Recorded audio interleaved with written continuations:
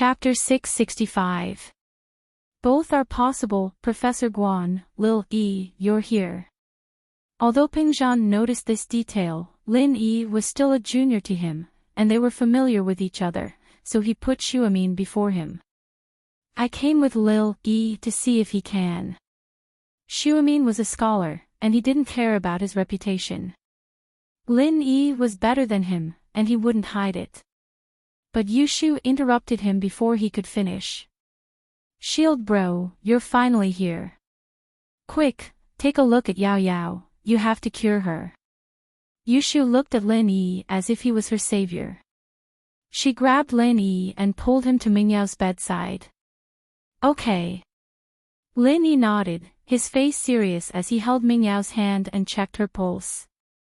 She was very weak, like an old man on the verge of death. But from Zhao Yazi's perspective, Mingyao's energy was disappearing at a rapid rate, and the moment it completely disappeared would be the moment her life came to an end. Lin Yi frowned. This situation was very strange, and there were many possibilities for this to happen. First, it could be a physical problem, like a natural disease, but Mengyao obviously didn't have that. Second, it could be a malignant disease, like cancer, but Mengyao didn't look like a cancer patient at all. Other than that, there were two less common possibilities. First, she was injured by a master, and her internal organs were damaged. That was why her life was disappearing so quickly. Second, it could be poisoning. Some poisons could also destroy the body's physiological functions, causing a person to die quickly. Lin Yi didn't look at the case, and he didn't have the time to do so. He only asked Xuemin, Grandpa Guan, what do you think? Xuemin replied quickly when he heard Lin Yi's question. The experts have two guesses. First, she's infected with some unknown bacteria, and second, she's poisoned. Bacteria. Poisoned. Lin Yi nodded. Both are possible. Both are possible. Guan Xuemin was surprised. He didn't expect Lin Yi to agree with the germ theory. I have carefully studied voodoo. In fact, many voodoo are a type of bacteria, and people who are poisoned by voodoo will also have the same situation. Lin Yi said, but in the end, it is still poisoning. Voodoo can also be considered poison. I see. Guan Xuemin hadn't thought about the goo poison, but after hearing Lin Yi's words, he understood. It seemed like he had been a little paranoid, and Zhang Weikong's words weren't without reason. Of course, Zhang Weikong was lucky, and he didn't expect that. Lin Yi was just guessing, he wasn't absolutely sure if Mengyao was poisoned or not, but according to the current situation, waking Mengyao up wasn't a difficult task. But waking her up wasn't something that could be maintained. Master Guan, is there anything wrong with the food in your stomach? Lin Yi had the same guess, but he still asked. No. Guan Xuemin said, at least from the current test results, there is no poison. But there are some herbs or bugs that can't be detected with chemical methods. Lin Yi nodded. I know that I've done some research on poisons. Tang's poison scripture basically covers all the poisons in the world and the ways to detoxify them. It could be said that Lin Yi was very knowledgeable about poisons, and this was also related to his old man. Lin Yi didn't understand why his old man was so interested in poisons and voodoo, but Lin Yi was also very knowledgeable about poisons and detoxification. Tang's poison scripture. You've read Tang's poison scripture. Guan Xuemin's face changed drastically as he looked at Lin Yi in disbelief. In the ancient book that he had read before, when it mentioned the ancient poison, it also mentioned the famous Tang's sect poison scripture from ancient times to the present. Tang's poison scripture, as the name suggested, was one of the secret manuals of the Tang sect. The Tang sect was located in Sichuan, also known as the Tang family fortress. The Tang sect was famous for their poison. However, it had been lost in history, and only appeared in some wuxia novels and TV dramas. Whether or not this sect really existed was still unknown. As a result, Guan Shuamin wasn't sure if the Tang sect poison classic mentioned in the ancient book actually existed. This type of ancient medical book was not an orthodox medical literature, but rather an anecdote. The things mentioned in it were all strange things, some were true, some were false, so there was no way to judge. Yes. Lin Yi nodded. Tang's poison scripture wasn't the only one in his house. There were also many other books related to poison, such as the 5 poison scripture. Guan Shuamin was excited. Could it be that Lin Yi really came from an ancient medical family? Why did he see so many medical books that were lost in history? Of course, Guan Shuamin knew that this wasn't the time to ask about this. He suppressed the excitement in his heart and asked, "Do you have a way to cure her?" "As long as she's poisoned, there should be a way. I'll give it a try." Lin Yi didn't make any promises. Although when he left the mountain, old Lin had said that he had already learned 1/3 of his skills, which was enough for him to dominate the martial arts world, Lin Yi wasn't an arrogant person. Who knew if he could cure her? However, Lin Yi wasn't worried about Mingyao's safety. As long as he kept transferring pure energy into her body, the energy that Zhao Yazi mentioned, he could keep her alive indefinitely. Even if he couldn't cure her, he could still bring her to Old Lin and save her. Although Old Lin kept bragging about being the world's #1 miracle doctor, Lin Yi knew that Old Lin had the ability to do so. He, on the other hand, was still 1 level lower. Lin Yi silently channeled the art of dragon mastery and transferred the energy into Mingyao's body. Fortunately, Mingyao's body wasn't like Xiaoxiao's, a bottomless pit that sucked Lin Yi dry, even causing him to lose a level. Mingyao was a normal person, so the amount of energy she needed was very little. To Lin Yi, it was nothing more than a drop in the ocean. Lin Yi let out a breath of relief. If Mingyao had really sucked all his energy dry like Xiaoxiao did, then it wouldn't be realistic to extend her life. He needed time to recover, right? Chapter 666. Healed in an instant, Mingyao opened her eyes and looked at Yushu confusedly. She felt as if she had just woken up from a nap, and now she was full of energy and an indescribable sense of comfort. "Shu, did I fall asleep?" "Ha! Where is this? Isn't this the classroom?" "Oh. Yao Yao sis, you're finally awake. That's great, I was worried to death." Yushu didn't answer Mingyao's question. She held Mingyao's hand and cheered happily. Oh. Shield Bro is so amazing. I've decided, I'll continue to be with you." With that, Yushu suddenly hugged Lin Yi and kissed him on the cheek. Lin Yi was startled, but he didn't think much of it when he saw the excited Yushu. Yushu was always like this, crazy. Pingzhan and Faubert didn't think much of it. All of their attention was on Mengyao. "Yao Yao, you're finally awake. That's great. How do you feel?" Pingzhan didn't expect Lin Yi to really wake Mengyao up. This was completely out of his expectations. What confused him was that Lin Yi didn't seem to have done anything at all. All he did was hold Mingyao's hand, and Mengyao woke up after a while. Shuamin was shocked as well.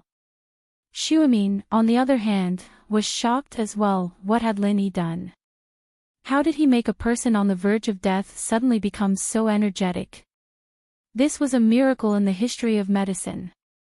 Only Faubert was deep in thought. He could roughly guess what Lin Yi did, but he didn't dare to believe it. But other than that, there was no other explanation. In the Wulin world, there was the concept of energy transfer. It referred to a person's energy, or qi, being transferred to another person through a special method. This usually happened when one of them was too heavily injured. In order to save him, the other person could only transfer his own true qi to him. Of course, there was a limit to the power imparting.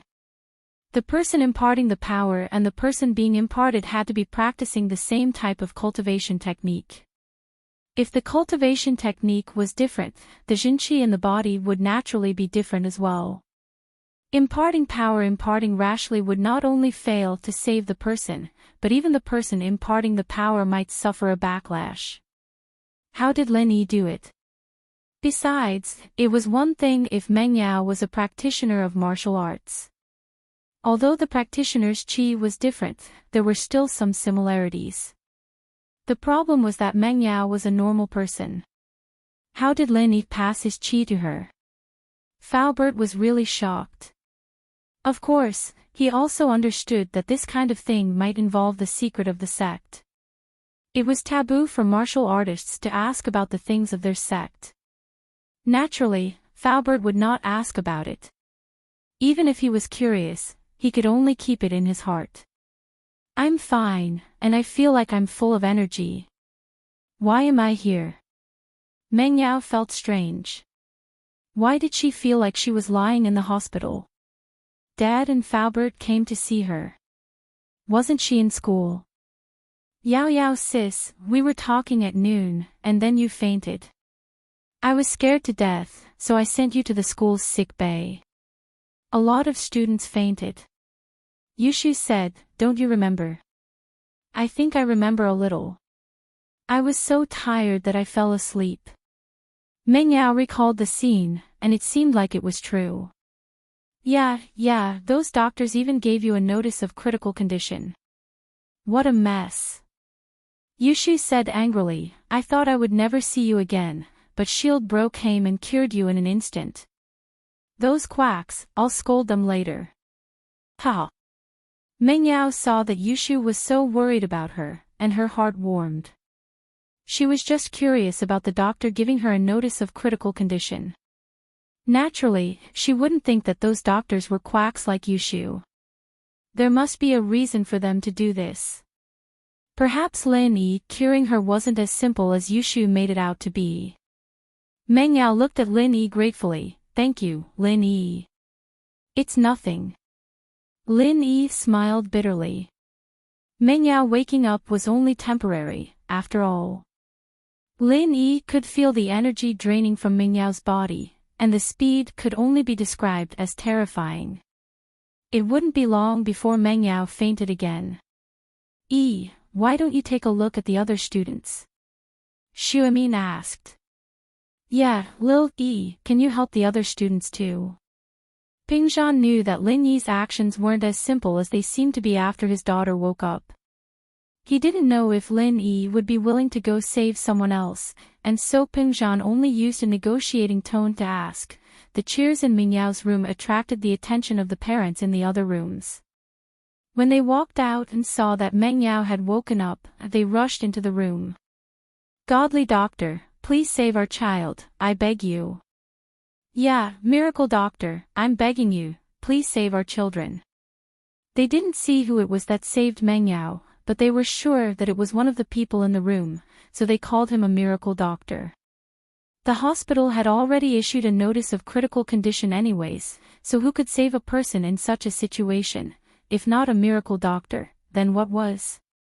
Lin Yi looked at the parents, then at Pingzhan, and immediately understood why Pingzhan wanted him to save the students.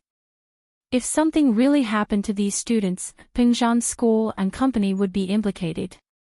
What Pingzhan and Lin Yi didn't know was that the dire wolf had gone back to the newspaper office and made a report, requesting for an extra edition of the newspaper to include the school's poisoning incident. He also wanted to update the newspaper's online version with this explosive news. This third-rate newspaper was privately owned, and it wasn't very famous. The editor was just worrying about how to increase the popularity of the newspaper, and suddenly seeing such explosive news, of course, he wouldn't let go of this opportunity to hype up. So he decided to let Direwolf follow up on this matter, reporting the progress of the investigation on the internet and the newspaper at the same time. Direwolf was overjoyed, and the title was Unknown Virus Flooding Songshan's First School, Horror Campus or Biohazard Crisis. The report immediately went viral on the internet. One had to admit that Direwolf was very cunning, and his title was very eye-catching. The content was even more amazing, turning a news report into a horror novel, analyzing the possibility of 28 students suddenly fainting in the school. The appearance of unknown bacteria caused a new wave of infectious diseases. Chapter 667. Tang Yun's hesitation. Some even said that the school was actually a biochemical base with a lot of viruses planted inside. These students accidentally touched the source of the virus and the biochemical crisis broke out. Of course, this was all written in a speculative tone. It was just Direwolf's personal hypothesis. If you want to say that he was slandering, it was very clear that this was just speculation. All the truth was waiting for the police to investigate. This way, no one could find fault with it. Finally, Direwolf also used a warning tone to write that this kind of scary school, even the daughter of the school's chairman couldn't escape.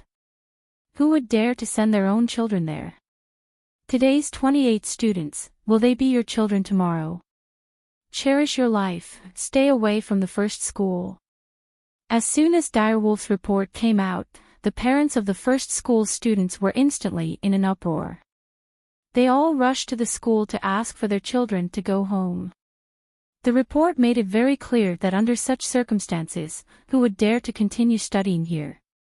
What if the one who fainted tomorrow was their own child? The principal and the dean were not in the school, only the vice principal was there. He couldn't stop these parents. After all, if the parents wanted to bring their children home, he couldn't just reject them, right? Therefore, most of the students in the school were gone. The number of students left was less than a third, and they couldn't continue classes. The vice principal could only announce a temporary suspension of classes, and all students could go home. Lin Yi wasn't there, so Kong Xiaobo went to find Lu Xinwen and Tang Yun. Lu Xinwen and Tang Yun's families didn't come to the school. Tang Yun's parents were both in the hospital, and Lu Xinwen's parents were busy discussing the demolition strategy. Did boss contact you? Kong Xiaobo asked Tang Yun. No. Tang Yun shook her head, he's busy. Tang Yun didn't want to be treated as a girl who was always monitoring Lin Yi's movements. Since Lin Yi didn't say anything, she naturally wouldn't take the initiative to call him. Tang Yun, sis-in-law, do you know? Meng Yao is one of the 28 unconscious students, and the hospital has already sent out a notice of critical condition. I don't think she'll make it past tomorrow. No one will be able to compete with you anymore. Kong Xiaobo said in a low voice. Kong Xiaobo was there when Yushu ran out of the classroom with Meng Yao on her back, but he didn't know what was going on at the time. Kong Xiaobo only knew that Meng Yao had fainted after the news spread. Although Meng Yao was beautiful, and Kong Xiaobo didn't want anything to happen to Meng Yao, he was a man with a girlfriend now, and he was on Tang Yun's side. Of course, he didn't want Meng Yao to hurt Tang Yun. If Meng Yao really died, it would be pitiful, but Tang Yun wouldn't be a threat anymore. Ah! Is she also unconscious? Tang Yun was stunned after hearing Kong Xiaobo's words. She didn't think that Meng Yao would be one of the unconscious students. Although Tang Yun didn't like Meng Yao, it didn't mean that she wanted Meng Yao to die. She just didn't like Meng Yao's high and mighty attitude, but if something happened to Meng Yao, Tang Yun would still sympathize with her. After all, Meng Yao was only 19, it was the prime of her life. Yeah, I saw it with my own eyes. Sigh, life is really unpredictable. Kong Xiaobo sighed. Meng Yao was still arguing with Tang Yun in the afternoon, and in the blink of an eye, she was lying in the hospital. This. Tang Yun was hesitant, really hesitant. When Tang Yun heard that Meng Yao fainted and was admitted to the hospital, her first thought was that Lin Yi was a skilled doctor, and he should have a solution. But, asking Lin Yi to treat her rival in love. Tang Yun felt awkward, and she didn't feel comfortable. But she couldn't just leave Meng Yao to die, could she? A rival in love was a rival in love, and she had a fair competition. She didn't have to be afraid of her.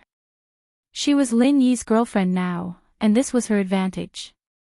She was only Lin Yi's employer. Thinking of this, Tang Yun felt relieved. Should she call Lin Yi?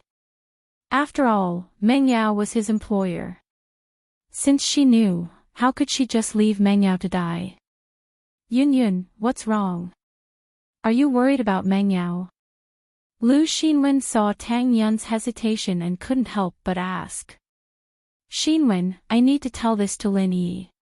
He has medical skills, and he should be able to cure Meng Yao. I can't just leave her to die, Tang Yun said as she took out her phone. The phone was smashed once, but it wasn't damaged. Only the paint on the back was chipped. Ah. Yun, are you stupid? Meng Yao died, and there's no one to compete with you. Why do you still want Lin Yi to treat her? Lu Xinwen looked at Tang Yun strangely. She wanted to touch her forehead to see if she had a fever. Xinwen, this is a different matter. She is competing with me, and I'm not afraid of her. I can't just leave her to die like this. Tang Yun bit her lips. Although she said she wasn't afraid, she was still a little nervous. After all, Meng Yao's appearance wasn't inferior to hers, and she had a good family background. Plus, she said that the pavilion closest to the water enjoys the moonlight first. So, the starting line between the two could be said to be the same. The most important problem was that Meng Yao had Yushu by her side. Yushu wanted to be the second wife, and she even wanted to play 3P. Although Tang Yun was pure, she wasn't completely clueless. She knew what 3P was. She had heard the boys in her class talk about it before, and it seemed to be very attractive to them. She didn't know if Lin Yi would be able to resist the temptation. Hey, look, you don't mean it. Lu Xinwen saw the flicker in Tang Yun's eyes. She shook her head, but do what you want. If you want to fight, then fight. Okay. Tang Yun nodded and dialed Lin Yi's number. Lin Yi looked at the students' parents who rushed in. He didn't know how to explain it to them. Logically speaking, since Pengzhan had already spoken, Lin Yi naturally wouldn't shirk his responsibility. But at this moment, Lin Yi didn't have a real solution. Lin Yi sighed. Just when he was about to speak, his phone rang. This saved Lin Yi. He looked at Pengzhan apologetically and picked up the phone. Tang Yun, what's wrong? When Tang Yun had nothing to do, she usually wouldn't call him during the day. Even if she had something to do, it would be through text. Lin Yi, where are you? I heard that Meng Yao fainted and was sent to the hospital. Hurry and save her. Tang Yun gritted her teeth and said. Chapter 668. Can't save her. Alright, I'm hanging up. Tang Yun didn't want to say anything else. Alright, I got it. Lin Yi smiled. Lin Yi was standing right beside Meng Yao, so she heard everything Lin Yi said. Even she herself was in disbelief. She never thought that Tang Yun would call Lin Yi and ask Lin Yi to save her. Miss felt bad. She was a cold person on the outside but warm on the inside. Even if she was a little arrogant, it was formed after living in a family like this. It wasn't a big problem. She was a kind person. Miss felt guilty when she heard that Tang Yun was worried about her. If she were Tang Yun, would she ask Lin Yi to save her? Would she? She didn't know. In actuality, Meng Yao would have asked Lin Yi to save Jiang Wen as well, just like the first time she met Jiang Wen at the theme park. Meng Yao didn't like Jiang Wen's pursuit of her, but she couldn't just stand by and watch him die when he was acting up. From this point, it could be seen that Tang Yun and Miss had something in common.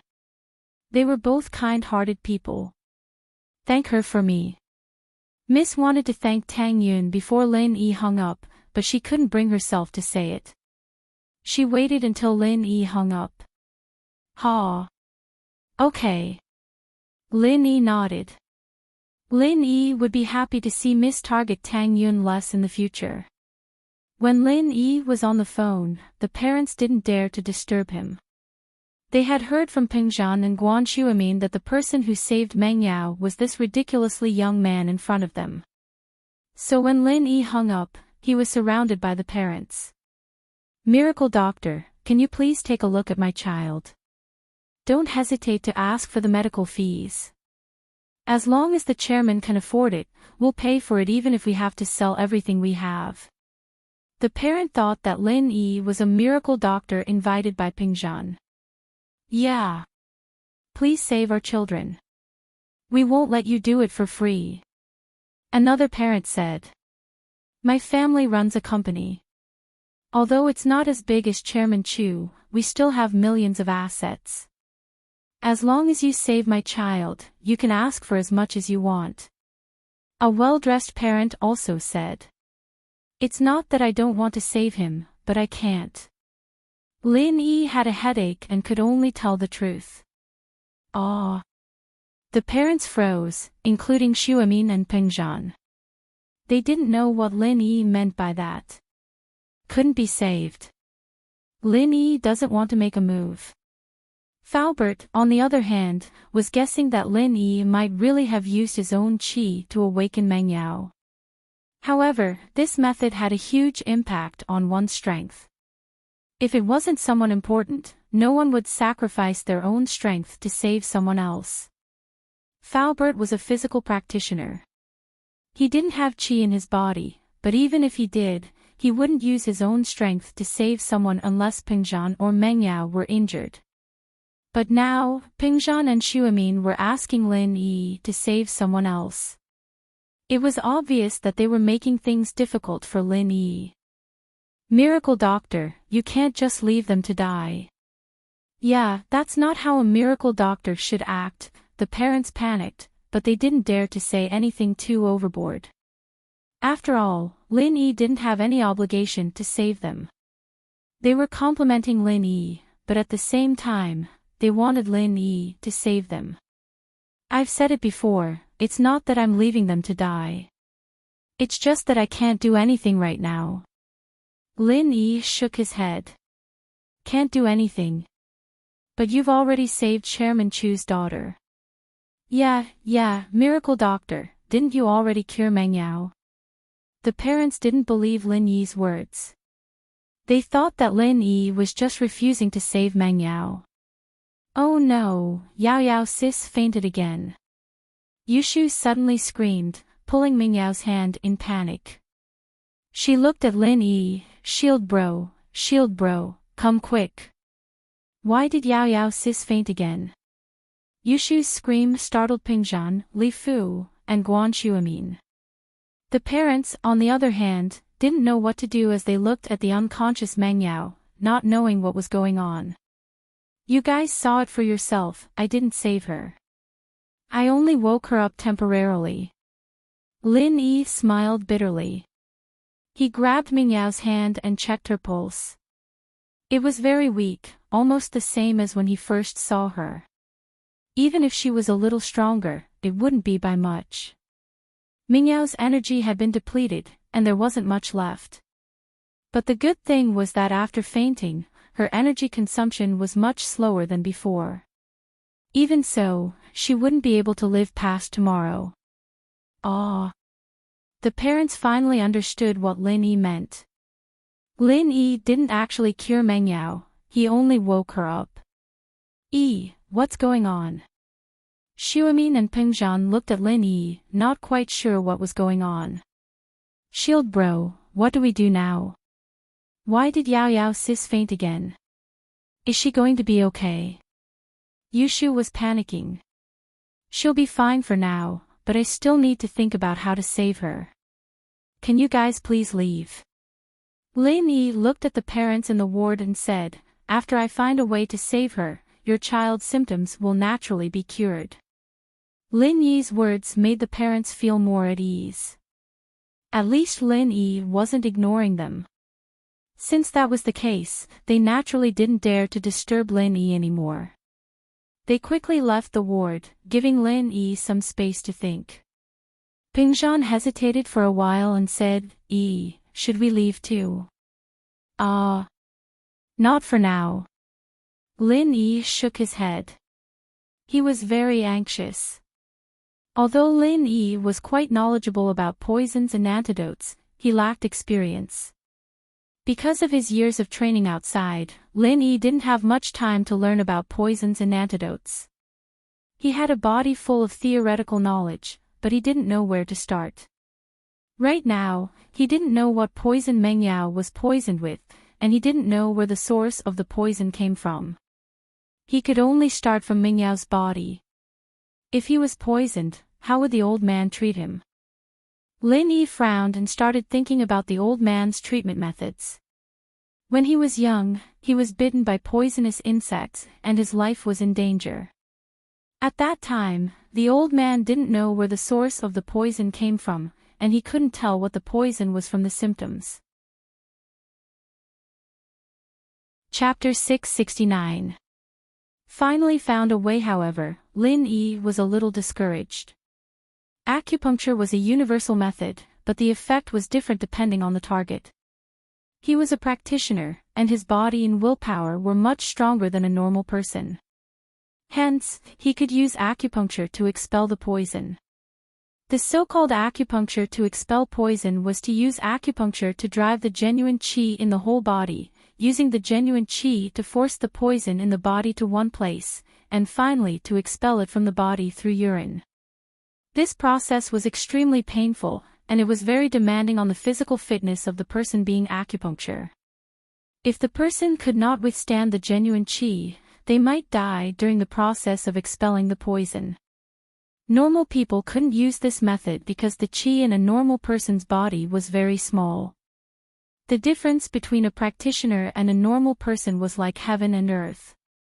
That small amount of qi was not enough to drive the poison in the body. Of course, if it was just a normal poison or a slow poison, it wouldn't be life-threatening. Even if the poison was expelled, it wouldn't require a lot of qi. Acupuncture or massage would be enough to achieve the goal.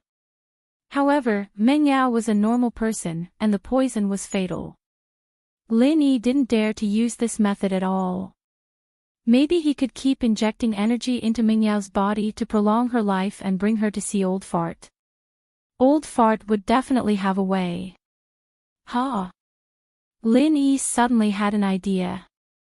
Injecting energy into Meng Yao. His energy could be used by Meng Yao. In other words, he could transfer energy into Meng Yao's body while expelling the poison with acupuncture. The qi in Meng Yao's body originated from his body. As long as he continued to transfer energy into her body, she wouldn't run out of qi. Lin Yi was overjoyed. He didn't think that he would have to rely on his own energy in the end. He had to thank Zhao Yazi and Zhao Lao for this. If it wasn't for him, Lin Yi wouldn't have known that his qi was so useful. However, after the happiness, Lin Yi was in a difficult situation. After all, to expel the poison with acupuncture, he had to take off all his clothes. However, Miss wasn't his girlfriend. If it was Tang Yun, it would be fine, but would Miss agree? Besides, it was impossible for him to take off Meng Yao's clothes when she was unconscious. After all, Meng Yao had to cooperate when he was forcing the poison out. Grandpa Guan, could you please tell the hospital to prepare a fully enclosed ward for me? I'm going to perform acupuncture, and I need absolute silence. I can't be disturbed. Lin Yi said to Guan Shuamin after a moment of silence. Firstly, they were afraid of being disturbed, and secondly, they couldn't let anyone see Meng Yao taking off her clothes, so they needed a fully enclosed room. No problem. Guan Shuamin nodded. If Songshan First Hospital was a public-private partnership, then Guan Shuamin's words wouldn't have much influence. However, Songhan's second hospital was completely privately owned. This meant that his son, Guan Xiaoxiang, was the biggest boss of this hospital. Even the dean had to listen to him. Putting aside his prestige in the medical world, even if he was just a normal person, his words would still carry weight in this hospital. Guan Xiaomin immediately called the hospital director. Soon, a ward was cleared out in the emergency room. It was a fully enclosed operating theater. Soon, the medical staff pushed Meng Yao into the surgery room. Ping Zhan, Faubert, and Guan Xiaomin didn't follow them in. Although Guan Xiaomin wanted to know Lin Yi's acupuncture method, he could only give up the idea after hearing Lin Yi say that he couldn't be disturbed. I want to stay with Yao Yao sis. Yushu didn't want to leave and ran into the surgery room. Shu, don't disturb Lin Yi's acupuncture. Come out now. Ping Zhan knew the relationship between Yushu and his daughter, but he had to show his authority as an elder. He didn't want her to disturb Lin Yi. I won't. Shield bro, are you kicking me out? Yushu looked at Lin Yi pitifully, but her tone was firm. I will stay with Yao Yao sis. Ha, you don't have to leave. You can stay and help. Lin Yi didn't have the intention to kick Yushu out. After all, he was going to talk to Meng Yao about acupuncture later. If Meng Yao took it too hard, Yushu would be there to persuade her. Okay. Shield bro is the best. Yushu was happy. She could do something for Yao Yao sis now. Ping Zhan let out a breath of relief after hearing Lin Yi's words. He didn't have to worry about Yushu being Lin Yi's assistant. After all, Yushu would never harm Meng Yao. She would do her best. Lin Yi walked into the surgery room and locked the door from the inside. The room was soundproof, and no one outside could hear what was going on inside. Shield bro, are we going to save Yao Yao sis now? What do you need me to do? Yushu asked urgently. When I do acupuncture later, I need Yao Yao to take off her clothes. But Yao Yao might feel pressured. Can you help me talk to her? Lin Yi said to Yushu. Oh, okay. Yushu nodded. But Shield bro, are you trying to use this opportunity to see Yao Yao sis body? Ha. Lin Yi smiled. I want to see. What's the point of discussing with her? I'll let you take off her clothes now. Oh, that's true. Yushu thought about it. She was right. Then what's the point of discussing? I'll take off Yao Yao sis' clothes now. I don't care if she agrees or not. Let's ask her for her opinion. Lin Yi waved his hand to stop Yushu from continuing. He held Ming Yao's wrist and channeled the art of dragon mastery. The energy in Lin Yi's body surged into Ming Yao's body quickly. Not long after, Ming Yao's eyelashes moved. She woke up again. This time, she realized that something was wrong. I fainted again. Meng Yao opened her eyes. She was in an unfamiliar room. It wasn't the isolation room. Luckily, the people in front of her were familiar people, Lin Yi and Shu. The energy in your body is being destroyed by the poison too fast. I can only transfer my energy to you to wake you up. But this is only temporary. If I stop, you'll faint again, Lin Yi said. Ah! Meng Yao was shocked. So that was it. She thought she had recovered. What happened to me? You're poisoned, Lin Yi said. Chapter 670. Is Yao Yao sis pretty?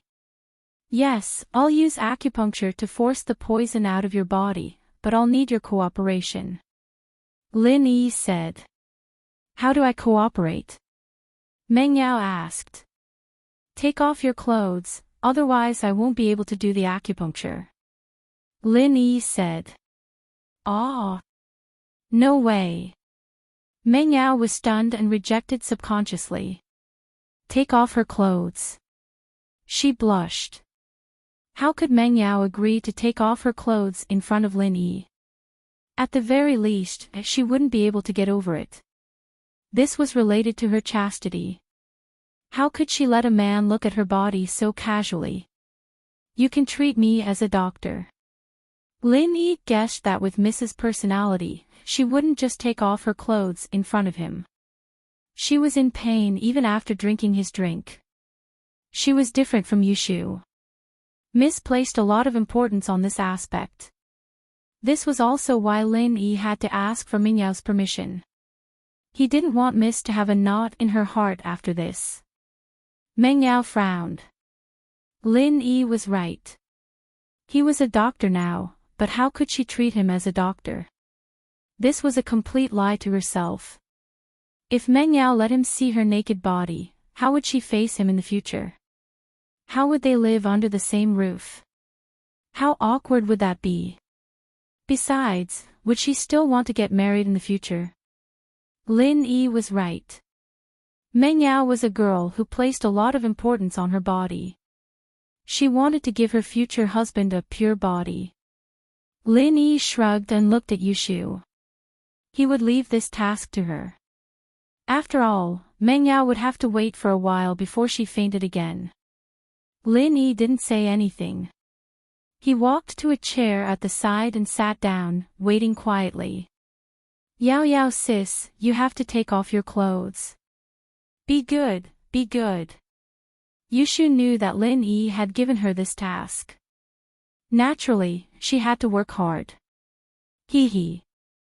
Meng Yao couldn't help but find it funny that Yushu was talking to her like a little adult. She was usually the one telling Yushu to be good and obedient, but today it was the other way around. Shu, do you know that a girl's body can't be seen by a man? It's not that casual, I just want to show it to Shield bro, it's fine. Yushu said. But that won't do either. Only my future husband can see it. Meng Yao said. A girl's chastity is very important. We'd rather die than let people see it. I see. Yushu rolled her eyes, but her expression was one of regret. Yeah, that's why I said, let Lin Yi heal me with his clothes on.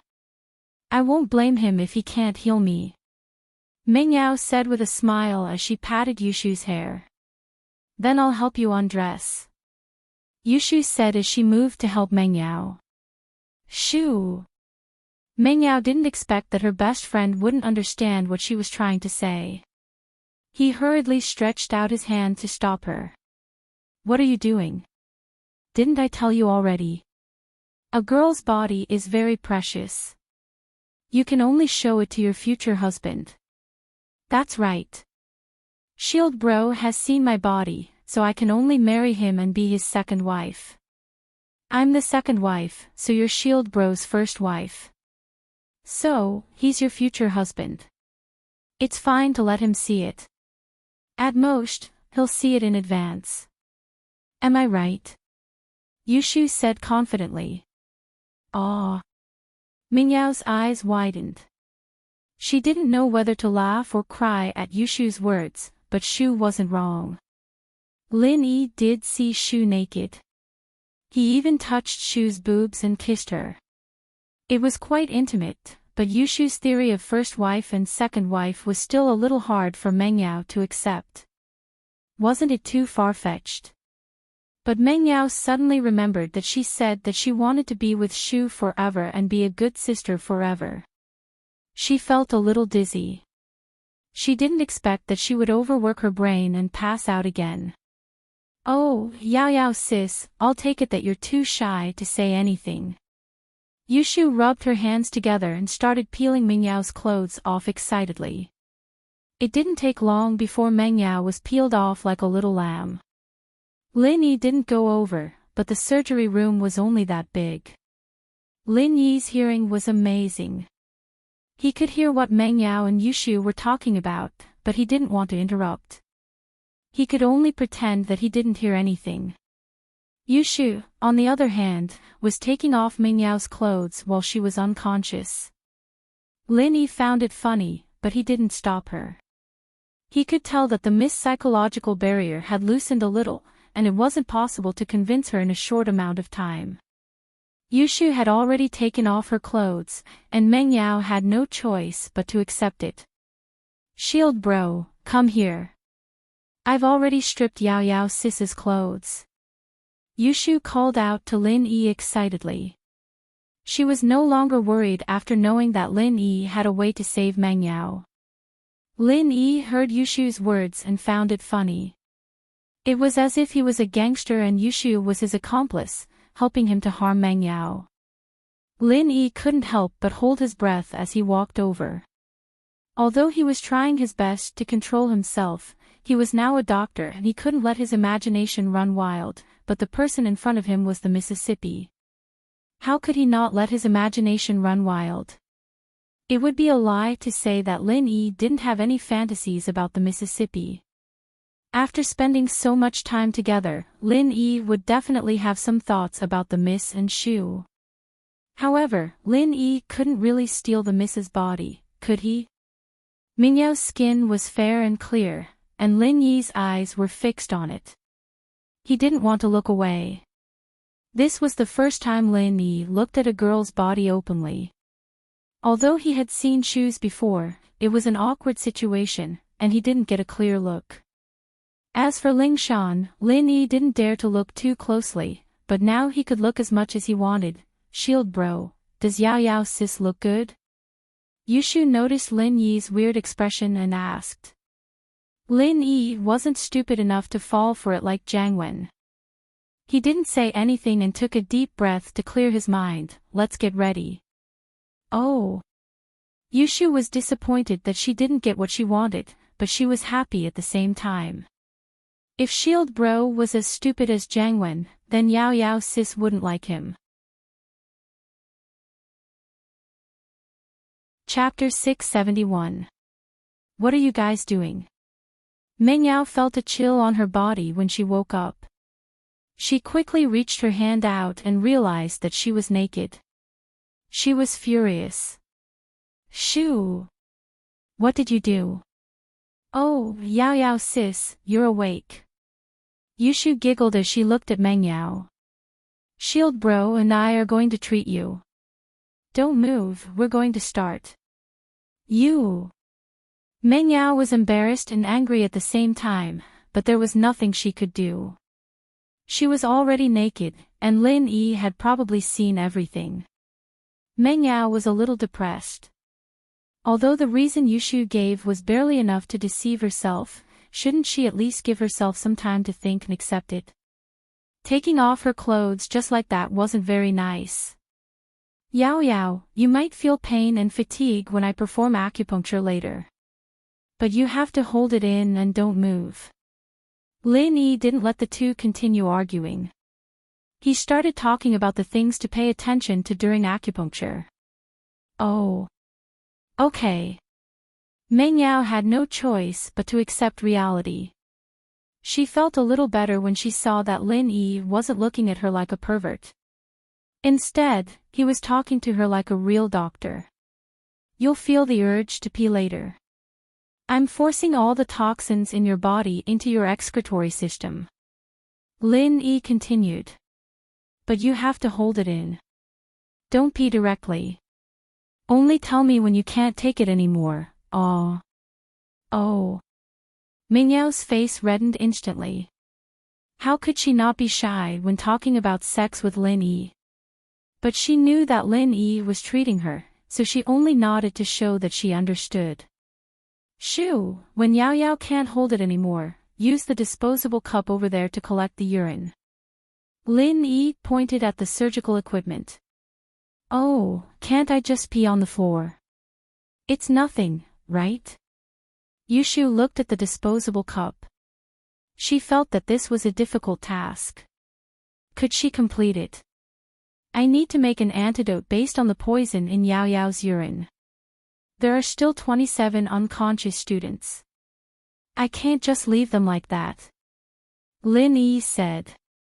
Whether it's for Grandpa Guan's request or for Uncle Chu's company's reputation, I have to cure those 27 students. Oh, I know. Yushu nodded. Yao Yao sis, you have to tell me when you need to pee later. I'll go get the cups. Meng Yao was very shy. She wanted to crawl into a hole and hide herself.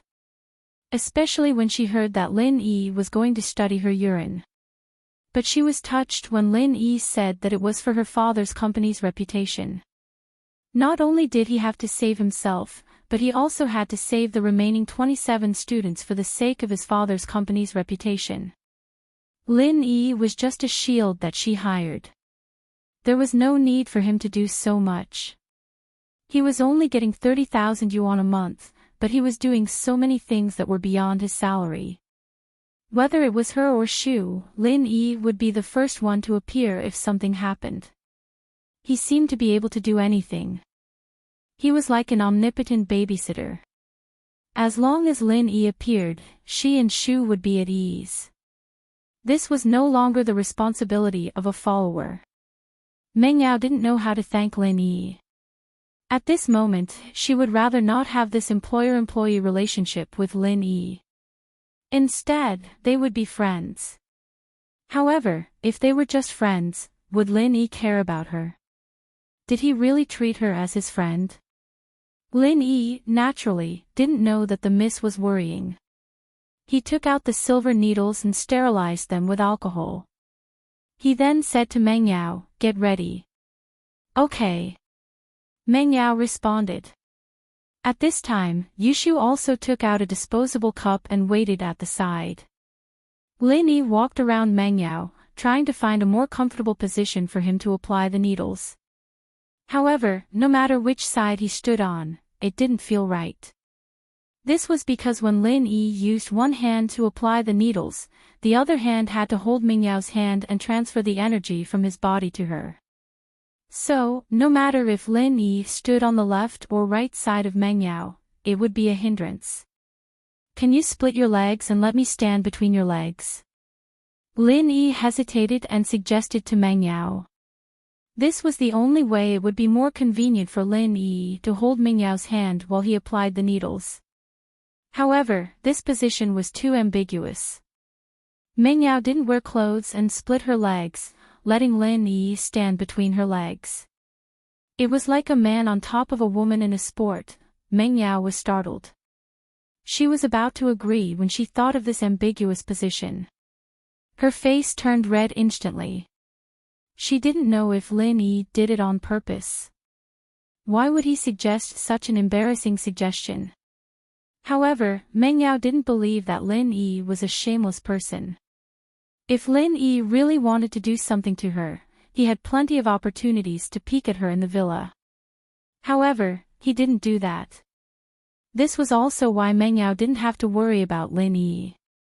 Besides, if Lin Yi really had such dirty thoughts, Meng Yao would be happy even if she was angry and embarrassed. She felt that Lin Yi finally understood that there was a girl better than Tang Yin in the house. "Yeah."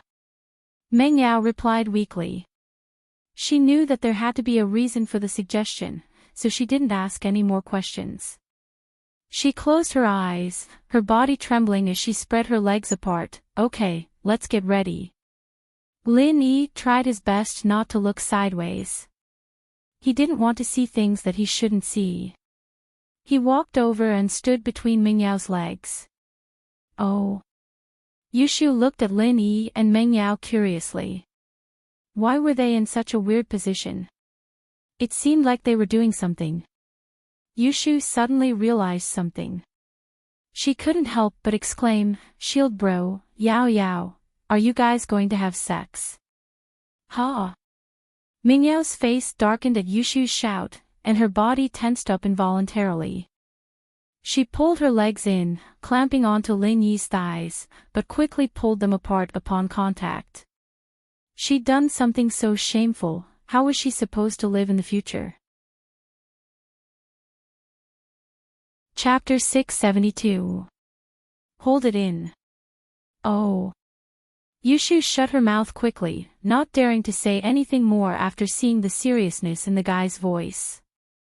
Let's see if I can get Lin Yi to do it one day. Lin Yi reached out with his left hand and held on to Mingyao's right wrist as he started channeling the art of dragon mastery. Lin Yi could feel the energy in his body flowing into Mingyao's body once more. In just a short while, half of the energy he had sent into Mingyao's body was gone. This was the first time Lin Yi had transferred energy into Mingyao's body when she was awake. Mingyao felt the same. She felt a warm current flowing into her body through Lin Yi's hand, and as the warm current flowed into her body, her tired body became energetic again. Mingyao's eyes lit up. Lin Yi was not a normal person after all. She didn't know where her daddy found a person like him, but he was unbelievably strong. Would someone like him become her follower just for 30,000 kwai? But, before she could think about it, the needle in Lin Yi's hand had already pierced into Mingyao's body. The long needle went in with a flash, and Mingyao's heart skipped a beat as she watched, but she didn't feel any pain. Mingyao calmed down a little, relieved from her fear. You'll feel hot all over, it's normal. Don't be nervous. Lin Yi said as he quickly inserted the needle into Mingyao's body. Yeah, it's a little hot. Mingyao saw the serious expression on Lin Yi's face and couldn't help but let go of her shyness. She tried her best to cooperate with Lin Yi. After all, Lin Yi was busy for her. Yushu, on the other hand, opened her eyes wide and stared at Mingyao. Oh, Yao Yao, your skin's turning red, like a lobster. Shoo, stop messing around. Mingyao glared at Yushu. Don't distract Lin Yi. Mingyao was infuriated. Lin Yi's eyes subconsciously moved to her body after Yushu said that, making Mingyao very embarrassed. Oh. Sorry. Yushu blinked, embarrassed. Shield bro, you don't have to look at Yao Yao's body anymore, okay? You'll have plenty of chances to look at it later. Right now, the first task is to cure Yao Yao's sis, or else when Yao Yao's sis dies, you won't be able to see it. Yushu. Mingyao really wanted to kick Yushu into space if she wasn't lying on the bed. Let her go provoke the aliens. Oh, I don't know anything, and I didn't say anything. Yushu quickly shut up. Lin Yi couldn't help but laugh. This pair of sisters was really interesting, but he had to admit that Yushu and Yao Yao's relationship was really good. When Yao Yao was unconscious, Yushu was the most nervous one, but now that Mingyao could be saved, she started to laugh and joke around. Yao Yao, I want to feel the temperature under your armpit.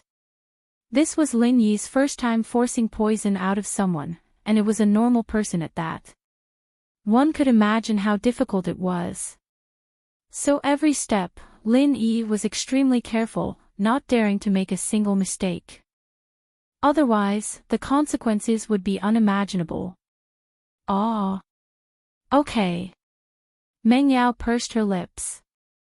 Although she was shy, she still nodded. Lin Yi stretched out his right hand and touched Mingyao's armpit, but the moment his hand touched Mingyao's body, Mingyao shivered subconsciously and moved her arm, squeezing Lin Yi's hand to the side of her chest. Lin Yi felt a burst of softness. It was very comfortable. Mingyao's chest wasn't very big, it could even be said to be a little small, but a girl who was still in puberty couldn't use this as a standard. Maybe it would grow bigger in the future, but he had to admit that it felt good. Although Lin Yi was a little reluctant to move his hand away, he still resisted the urge to touch further. Once again, he reached his hand to Mingyao's armpit, feeling the temperature of Mingyao's body. And, it should be about time, we can proceed to the next step.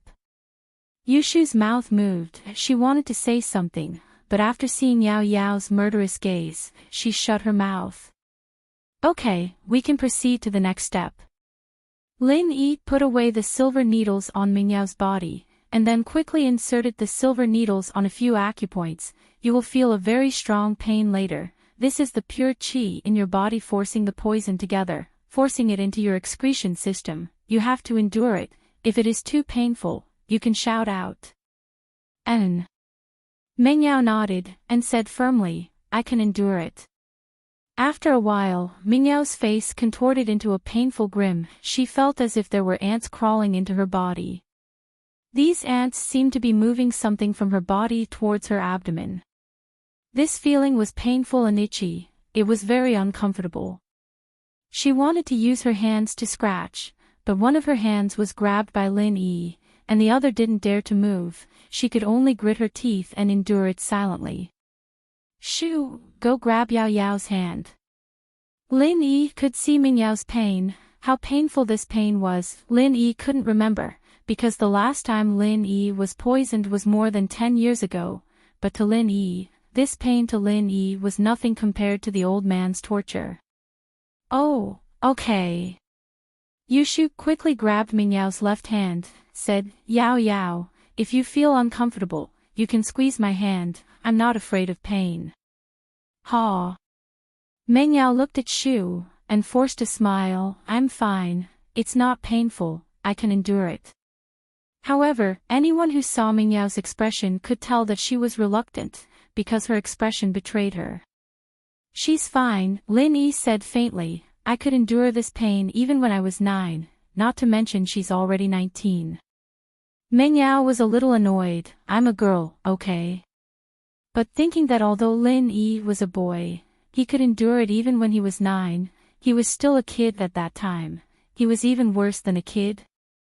So, Mingyao clenched her teeth, no, I have to endure it, how can I lose to a kid? Actually, Lin Yi said it on purpose to motivate Mingyao, otherwise, Mingyao wouldn't be able to endure it. I need to pee. Mingyao finally had the urge to pee, and said quickly. Chapter 673. It's raining again, oh. Okay, I'll hold it in. Mingyao, of course, wouldn't let Lin Yi's efforts go to waste. Lin Yi's left hand continued to transfer energy as his right hand kept changing the acupuncture points. Mingyao's face was getting paler and paler, and the sweat on her forehead was getting thicker and thicker. It was obvious that she was in pain. Yao Yao sis, you can do it. You're the best. You've always been Shu's idol. Yushu held Mingyao's hand tightly as she cheered. Yeah. Mingyao smiled bitterly as her voice changed. Shu, I'm in so much pain. I know. If I could replace you, I'd rather suffer for you. Yushu said from the bottom of her heart. Why would I let you suffer for me? It's lucky that I'm the one poisoned this time, not you. Mingyao smiled. Don't worry, I'm not that weak. It's painful, but I can hold on. Lin Yi had Yushu stay here for this reason. Yushu could talk to Mingyao without listening and cheer her on. She could also let Mingyao hold on. Otherwise, Lin Yi really wouldn't know how to persuade Mingyao. Mingyao's need to pee was getting stronger and stronger, but she remembered Lin Yi's words. She couldn't just pee out easily. What if the poison couldn't be expelled? Not only would Lin Yi's efforts go to waste, but she'd also suffer for nothing. So Mingyao endured and endured, but there was a limit to how much she could endure. Finally, Mingyao couldn't hold it in anymore. I can't hold it in anymore, Shu. Quick. Oh, I'm coming. Yushu had put the disposable cup aside in order to hold Mingyao's hand. She was panicking, but she couldn't find it. Where's the cup? Where's the cup? Where did I put it? Quick, Shu. I can't hold it in anymore. Mingyao thought that Shu would come over with the cup after she talked to her, but Yushu lost it. Wasn't she just hurting herself? Found it. I'm coming. Yushu finally saw the disposable cup on the ground behind her. She picked it up and ran over. Lin Yi, on the other hand, let go of Ming Yao's hand and stepped back after inserting the last needle. I can't take it anymore. Ming Yao was on the verge of bursting into tears. How could she hold it in any longer? He didn't care if Shu came or not, and he peed right away. Lin Yi had just taken 2 steps back when he felt a stream of water falling from the sky, drenching his head and face. Meng Yao, on the other hand, was so embarrassed that she wanted to find a hole to hide in when she realized that she had sprayed all over Lin Yi's face and body. He hated Shu to the core. How could she drop the ball at such a crucial moment? Meng Yao wanted to hold it back, but how could she? Once released, it would be like a flood bursting through a dam. He had already endured it for a long time. Lin Yi was also dumbfounded by this sudden scene. He stood there in a daze, staring at the mist with his mouth agape. Get out of the way. Meng Yao panicked. She saw that Lin Yi was still standing there, staring at her without blinking. Meng Yao almost fainted. Ugh. Lin Yi came back to his senses and quickly dodged to the side, smiling bitterly. This really was an eye for an eye. He had drenched Pinliang, Xiaofu, and Xiao Xiao, and now it was the mist's turn to drench him. But that moment seemed pretty exciting.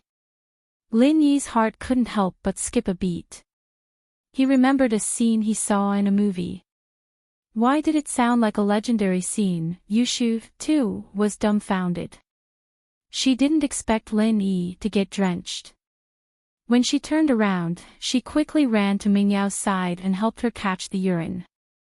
Oh, it's raining in the operating room too, Yao Yao sis, you're so awesome. Ming Yao didn't expect Yushu to still be in the mood to tease her. She glared at her, not in a good mood. Why didn't it kill you? Oh, I don't mind, it's fine, Yushu said nonchalantly. Look, Yao Yao, it's all over me too. Shu, you don't have to answer it. Lin Yi said to Yushu, shaking off the unhealthy thoughts in his head. Oh. You don't have to. Yushu blinked. Yeah. Lin Yi smiled bitterly. I was going to catch some urine to check if there's any poison in it, but it's much easier now. I'll just put it in my mouth. I already know what the poison is. Lin Yi didn't think that he had any perverted tendencies or hobbies, but he didn't feel any disgust when he said it. Was it because she was the miss? Or was it because he had other intentions towards her? Meng Yao wanted to dig a hole and hide in it after hearing Lin Yi say that he put the urine in his mouth. It was over, it was really over now. Why was she so useless? Couldn't she hold it in a little longer and wait for Shu to come?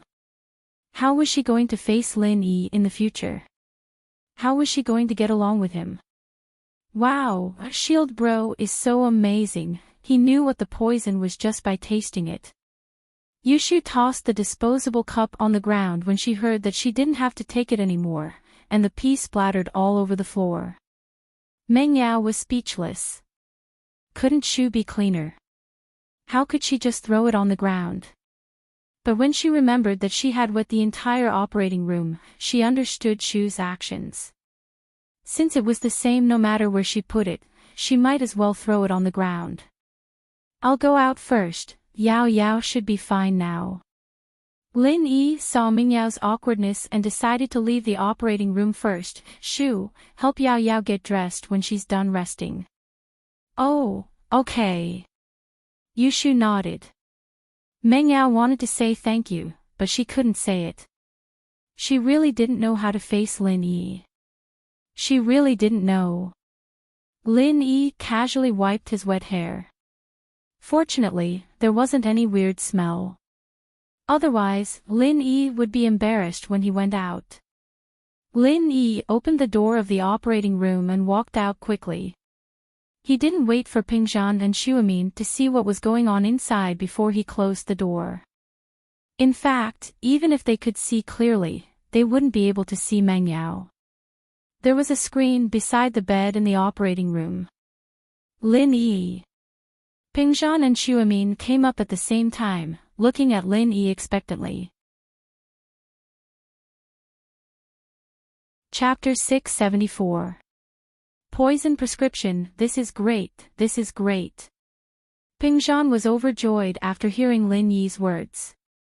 He wanted to rush into the surgery room immediately, but Lin Yi stopped him. Although Pingzhan and Meng Yao were father and daughter, Meng Yao was already a grown-up. It wouldn't be appropriate for Pingzhan to see her naked. The most important thing is, Chu Pingzhan will definitely know that he also saw Yao Yao, who was not wearing any clothes. Uncle Chu, please don't go in yet. Meng Yao is still a little weak. Why don't you wait for her outside the surgery room? Lin Yi said. I'm sorry, I was too rash. Pingzhan quickly nodded and stopped in his tracks. Miracle doctor, have you cured Meng Yao? Can you take a look at my child now? Yes, godly doctor, I beg you, can you save him now? The parents were overjoyed when they heard Lin Yi say that Meng Yao was fine. They didn't dare to interrupt because they didn't want to piss Lin Yi off when he was talking to Pingzhan. Now that Lin Yi was done talking, they started asking questions. Lin Yi looked at the parents. He could understand their feelings, but Lin Yi really didn't have the time to cure them one by one. First of all, he was tired, and there were female students among them. Lin Yi wasn't familiar with them, and he couldn't just ask them to take off their clothes one by one, could he? Besides, it'd be disgusting if he got pee all over them. Lin Yi didn't have any bad feelings towards the miss, but Lin Yi didn't like it when it came to the others. I'll save them, but I've used up the antidote. I need to discuss it with Grandpa Guan and come up with some more. Lin Yi said to the parents before turning to Xuemin. Grandpa Guan, let's talk somewhere with fewer people. Lin Yi's words were half-truths, and the parents couldn't help but believe him. They were very happy that Lin Yi was willing to save their children, but they were still worried when they heard that the antidote was gone. But since Lin Yi promised to make some more, he wouldn't lie to them. All right. Xuemin was overjoyed. Lin Yi probably knew how to cure the poison, but he couldn't say it in front of the parents. Lin Yi and Xuemin came to the isolation room where Meng Yao was. Lin Yi closed the door and said to Xuemin, it's indeed an ancient poison called deadly 7 herbs poison. The antidote was lost in the Ming dynasty, but the Tang sect collected it again at the end of the Qing dynasty and made a new antidote. Although the effect isn't immediate, it can be cured within 3 days if you increase the dosage. After a month of rest, you'll be no different from a normal person. Lin Yi didn't waste any time and told them what he knew. Oh. Deadly 7 herbs poison. Xuemin's eyes widened in shock. There's still someone who knows the recipe of this poison. From Xuemin's point of view, this deadly 7 herbs poison was a legendary existence. Not only was the antidote lost, but even the recipe itself was long gone. And not only did Lin Yi know the recipe, but he also knew the antidote. Normal people don't know about it, but some ancient medical families should know about it, Lin Yi said faintly. As for the antidote, I'm afraid they don't know about it either. Xuemin couldn't help but be moved. We're going to make the antidote now. Yes, I'll write down the recipe and the antidote for you later, Lin Yi said. Give the poison recipe to the police directly, but don't tell anyone about the antidote. Go get the medicine yourself and go to Fatty Lie's medicine factory to purify it. Try to make the antidote by tomorrow morning. Those students can at least last until tomorrow night, but I can't say for sure if they can last any longer than that. Xuemin didn't expect Lin Yi to write down the poison recipe and the antidote for him directly. This made him feel flattered. How much trust did this require? The recipe for this ancient poison, deadly 7 herbs poison, was already hard to come by, but Lin Yi actually had the antidote for it. This was a priceless treasure for a medical student. Okay, I'll do it properly. Xuemin nodded solemnly. This is a good chance to hype up the company, talk to Fatty Lai and see if he has any good ideas. Lin Yi thought of using the antidote to hype up the company, but how exactly to do it wasn't Lin Yi's expertise. He needed Fatty Lai to do it. This Fatty Lai is good at it, I'll talk to him. Miracle Dr. Guan nodded. Lin Yi didn't say anything else. He wrote down the recipe and gave it to Xuemin before leaving the isolation room. Meng Yao and Yushu had already left the surgery room and were talking to Pingzhan. Meng Yao seemed to be in good spirits. When the miss saw Lin Yi, she coldly shifted her gaze to the side and didn't bother with him. Meng Yao felt guilty. She actually wanted to say, thank you, to Lin Yi, but she couldn't bring herself to say it. It was fine that Lin Yi saw and touched her, but she even peed on Lin Yi's face and body. How could Meng Yao face Lin Yi like nothing had happened? She was afraid that she would not be able to get over this hurdle in her heart.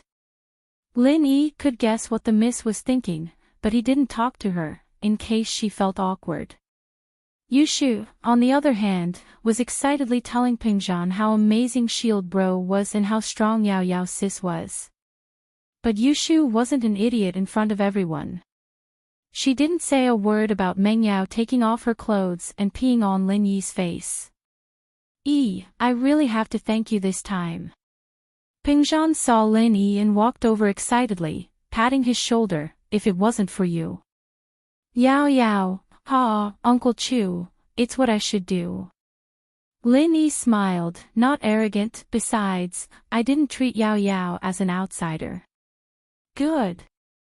Pingzhan nodded, if that's the case, you're part of our Chu family from now onwards. Half of my family business will be yours. All the parents were shocked and they heard Pingzhan's words. They didn't expect Pingzhan to say this, but they thought that maybe it was because Lin Yi saved Meng Yao's life, so Pingzhan was happy that he made this promise to Lin Yi. Chapter 675. The Tragedy, and Jiangwen Chapter 675, The Tragedy. Lin Yi didn't think much of it.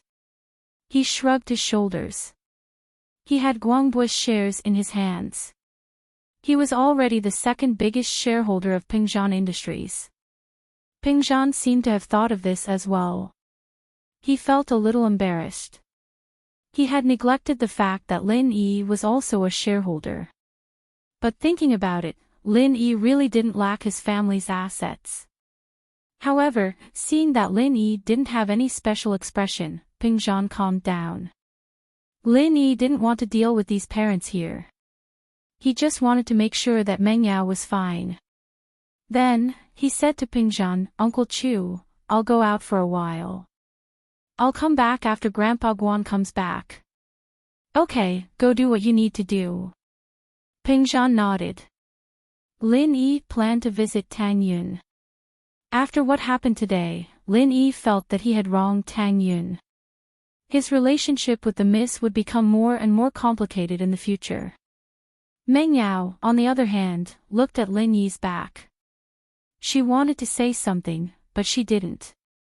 Her face was still cold. At the entrance of Songshan's First People's Hospital, Jiang Wen, who had one of his kidneys removed, was sent to the emergency room. The hospital carried out emergency treatment on Jiang Wen and quickly called the police. The police had already informed the hospital that if they encountered any other victims who had their kidneys removed, they must first rescue them and then contact the police immediately. Ling Shan didn't expect that on the day the kidney trafficking organization was eliminated, there would still be another case of kidney removal. This meant that they were still committing crimes today. Ling Shan quickly sent Lu Wangli and the others to the hospital. On one hand, they were protecting the victims. On the other hand, they were preparing to collect evidence of the kidney trafficking organization. The victims were the most important witnesses. The interrogation at the police station wasn't difficult at all. As the leader of the organization, the tattooed man didn't put up much resistance. Very quickly, he confessed his crimes. The entire kidney trafficking organization was led by him, and Dr. Wang was forced by him to embark on the path of crime. This was also the promise he made to Dr. Wang. As for how to sell the kidney, the tattooed man had also provided the contact information of several black intermediaries in the city. Before he was caught, he had already called those black intermediaries to inform them. Now that they had all run away, it was impossible to catch them again. Translator, Endless Fantasy Translation Editor, Endless Fantasy Translation Translator, Endless Fantasy Translation Editor, Endless Fantasy Translation. The tattooed man had also provided the contact information of several black intermediaries. Ling Shan couldn't do anything about the tattooed guy's cleverness and willingness to take responsibility for what he had done. She followed the tattooed guy's lead and found the black middlemen, but they were long gone. According to the tattooed man, they used fake names when they traded, and they had never really met each other. So, the police couldn't find any useful clues at all. Although Ling Shan was angry, there was nothing she could do. Fortunately, the kidney trafficking organization's case was closed. As for those black intermediaries, they weren't in the city, so the police would deal with them. Ling Shan didn't want to cause trouble for herself. When Jiang Wen woke up, he realized that he was lying in a strange place. This place seemed to be a hospital ward. Immediately, he felt extreme pain on the left side of his waist.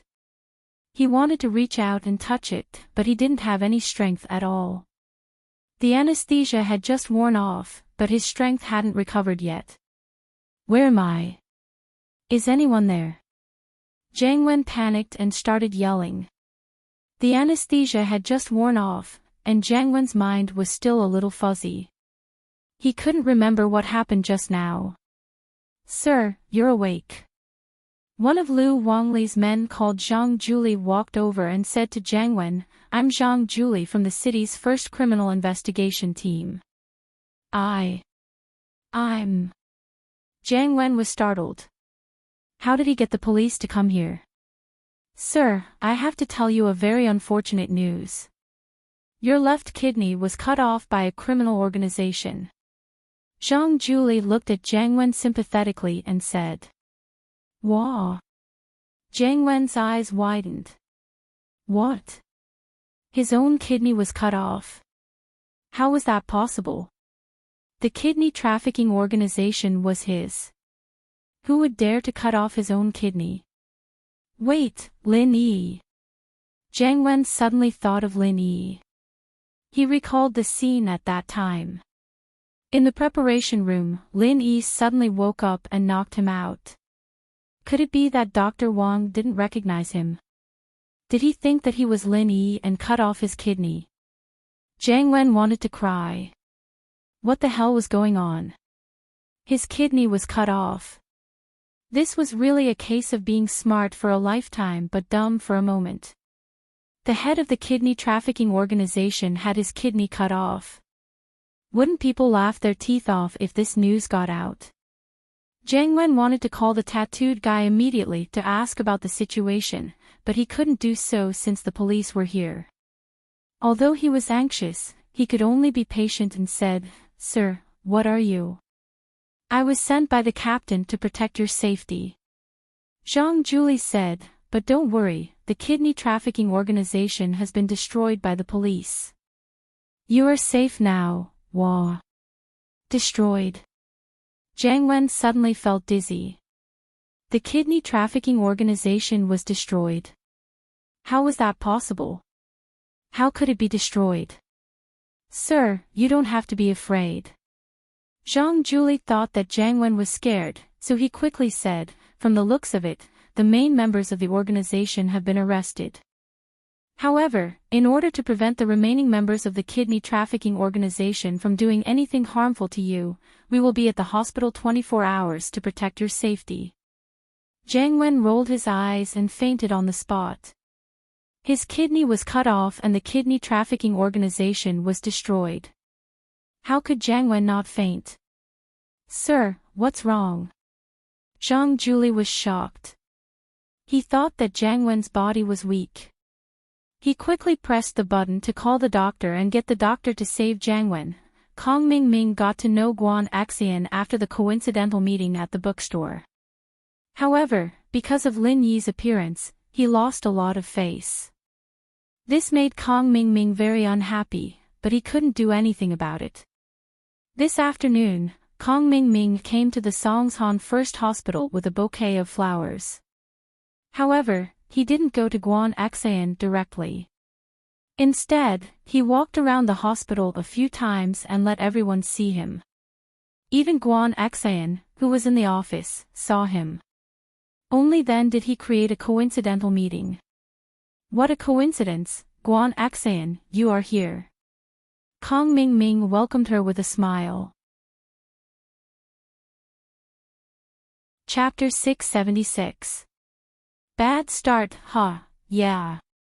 Kong Mingming saw Guan Xian's expression and knew that she misunderstood that he was going around the hospital to create a chance encounter.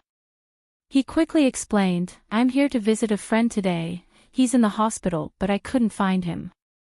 I called him just now and found out that he was discharged already. I was wondering why I couldn't find him. Oh, I see. Then go visit your friend, I have to work. Guan Xan clearly didn't want to talk to Kong Mingming anymore. Yeah, I'm going now. Oh right, take this bouquet of flowers, it's not convenient for me to bring them around. Kong Mingming handed the bouquet of flowers to Guan Xan. You're visiting a patient, buying roses. Guan Xan wasn't stupid. Why would she believe Kong Mingming's bullshit? Ugh. It's a female patient.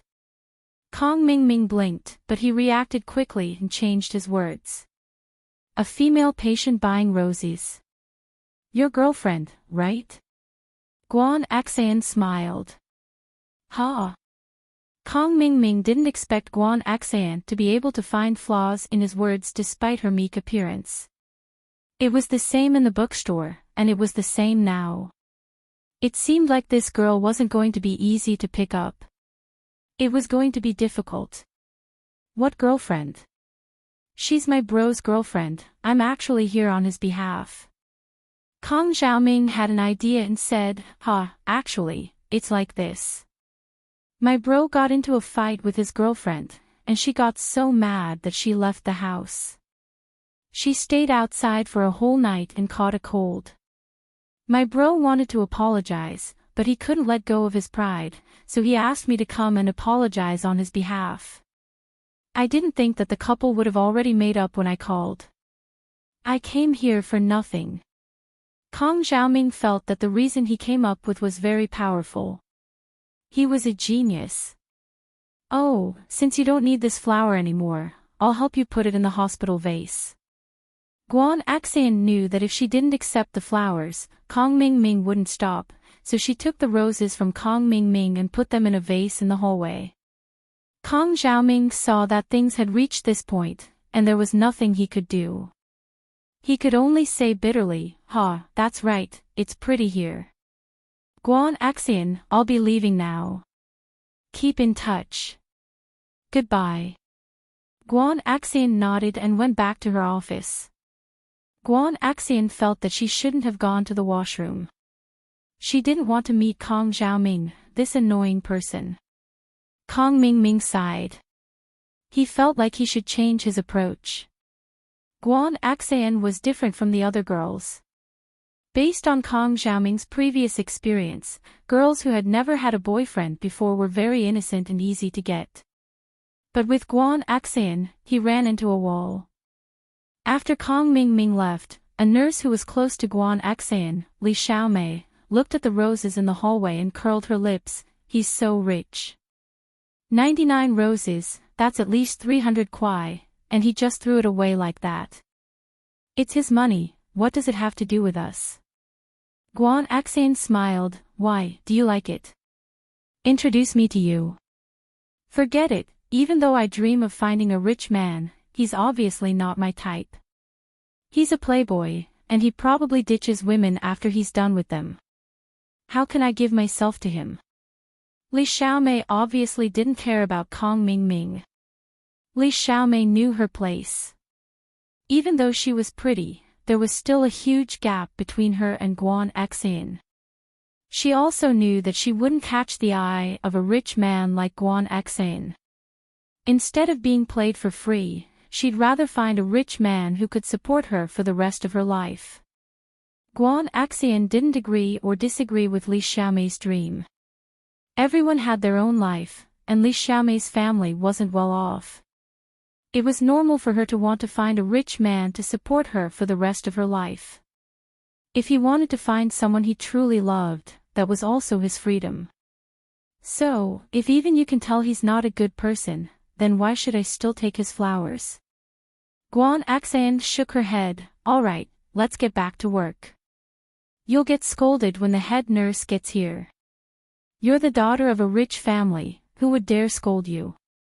Do you want to stay here or not?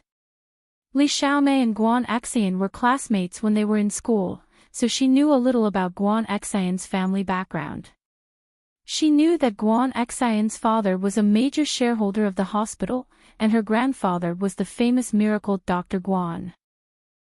No one knows who I am, and even if they do, it's not like I'm special. Guan Xan said as she started to work. If you don't want your bonus, then go back to daydreaming. All right, I'm coming. Li Xiaomei quickly followed Guan Xan. Before I find a rich man, I still care about the bonus. Kong Mingming gloomily walked out of the hospital and got into a Porsche Cayenne. His two lackeys, Zhu Xiaozhang and Wang Shubing, were in the car. Master Ming, how was it? Did you give the flowers away? Zhu Xiaozhang asked. Xiaozhang, aren't you asking a question you already know the answer to? Didn't you see that Master Ming came back empty-handed? He must have given them away. Wang Shubing said, Fuck, don't talk about it. Another fucking bad start. Kong Mingming waved his hand in annoyance and sat in the front passenger seat. What's wrong, Master Ming? Your flowers.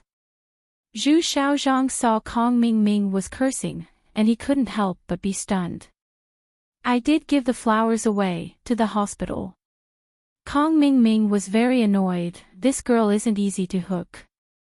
She's a fucking smart person. She looks gentle and soft, but she's actually very smart. Damn, she sent me back, and the flowers were directly placed in the vase in the corridor of the hospital. Ah. Zhu Xiaozhang and Wang Shubing heard this and couldn't help but look at each other. Originally, they thought that if Kong Mingming made a move, wouldn't it be a piece of cake? They didn't expect to have 2 consecutive bad starts. Next time, looks like we have to use a different method to get close to her. The current coincidental encounter is too low level, we can't fool her. Kong Mingming waved his hand and said, let's think about it and see if there are any good ideas. Let's all brainstorm and come up with an idea. Didn't we use money to pick up girls in the past? Zhu Xiaozhang thought hard, but he couldn't come up with a good plan. He was usually very arrogant and straightforward, so there were a lot of gold diggers who fooled around with him. Chapter 677. Tank top bro, Ming bro, I have an idea. Wang Shubing, who had been quiet all this time, finally spoke, but I'm afraid that you'll have to suffer a bit. Oh. You have an idea. Hurry up and tell me. If it's really useful, I'm willing to suffer a bit. Although Kong Xiaoming didn't like to suffer, from his point of view, hitting on girls was to have fun. If he suffered, then how would he be able to hit on girls? Wasn't that just asking for trouble? He'd rather not hit on girls. He had plenty of targets anyway, and it wasn't like he didn't have any.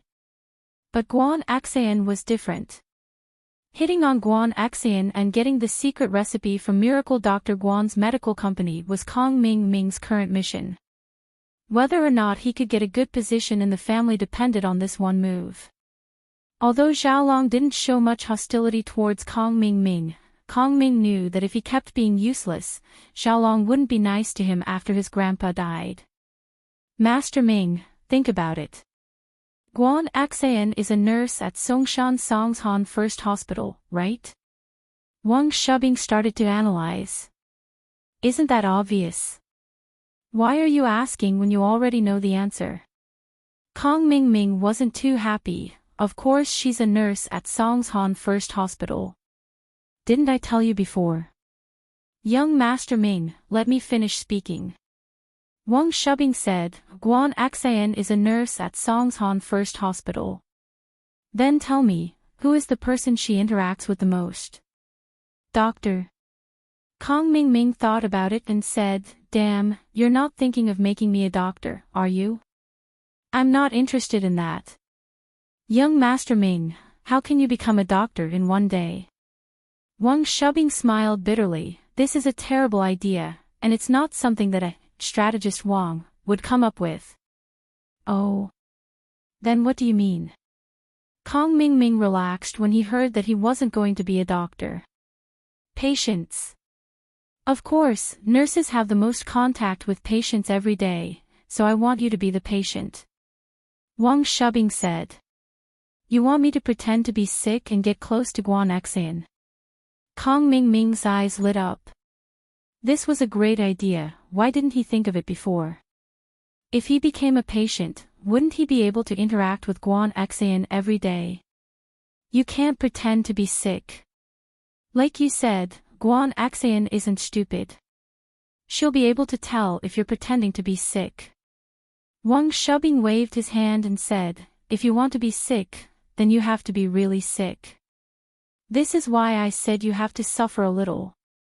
Really sick. That's a good idea. Zhao Ming nodded. Then how do you think I should get sick? Well, normally, if you have a normal fever, you can stay in the hospital. As long as you're willing to pay, there's no reason for the hospital to refuse, right? Okay, then I'll have a fever and a cold. This is easier. Other diseases, even if I want to, are not easy to get.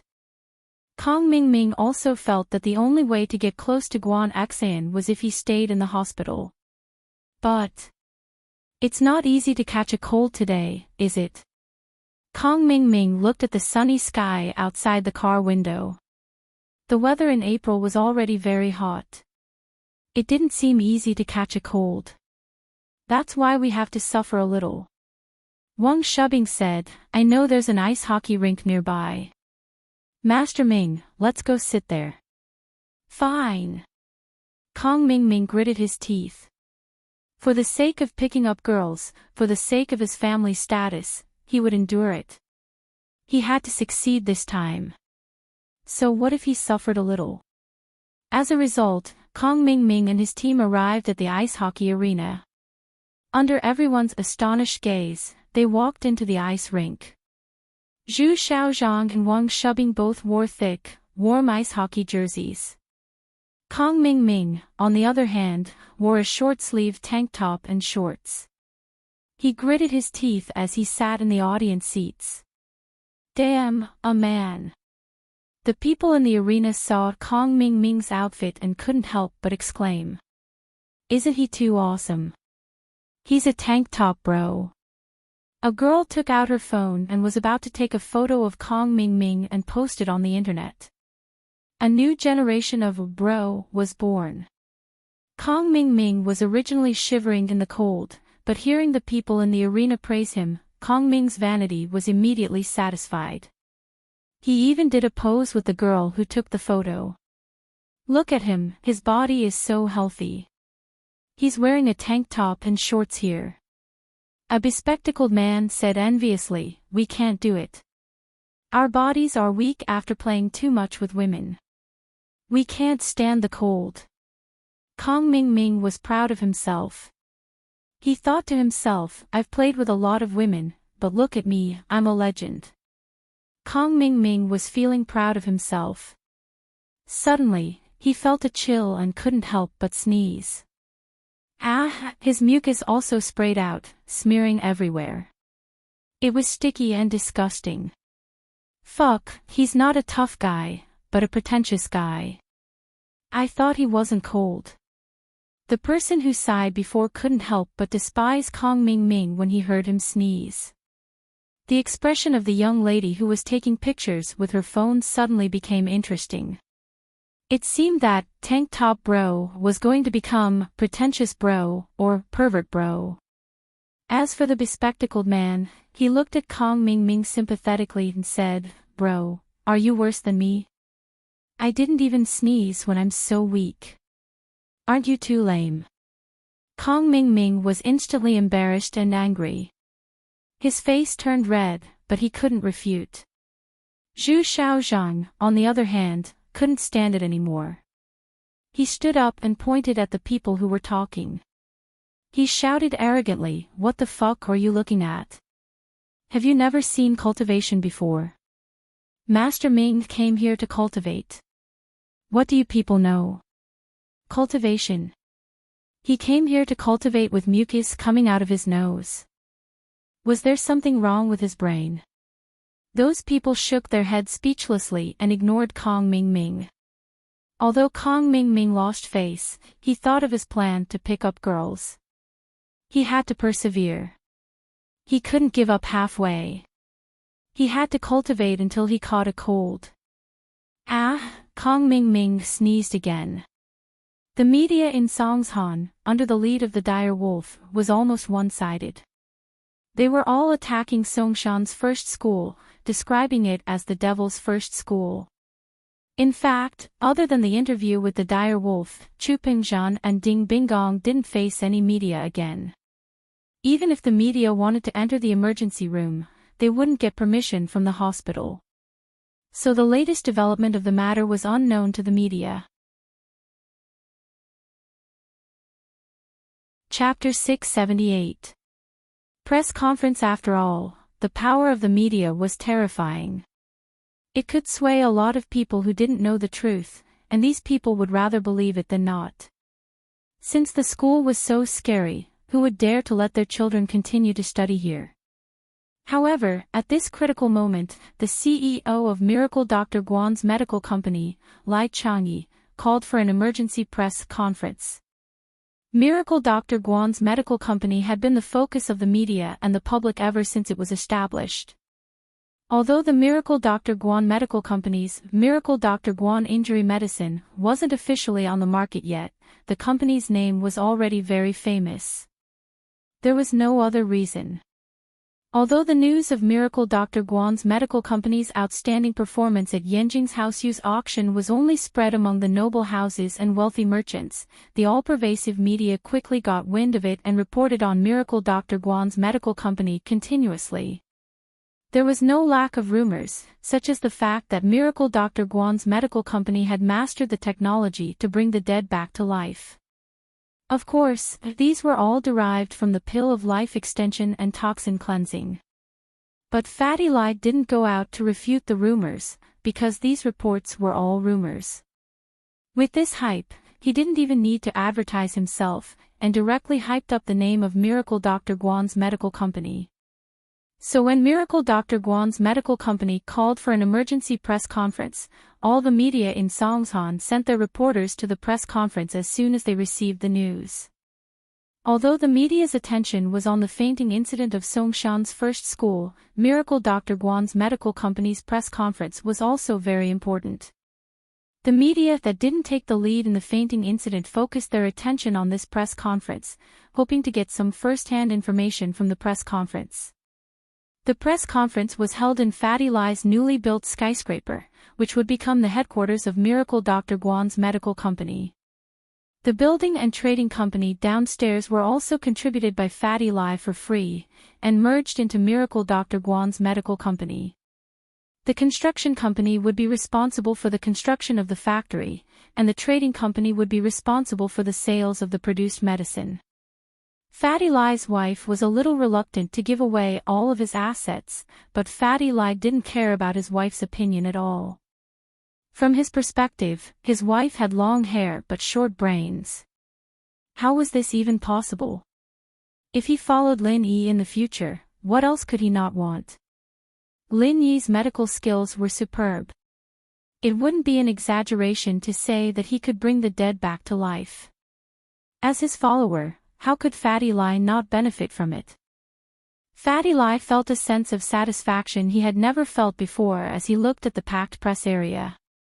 Back when he was running his company, he'd probably have to bribe some reporters to attend his press conference, and the number was only a third of what it was now.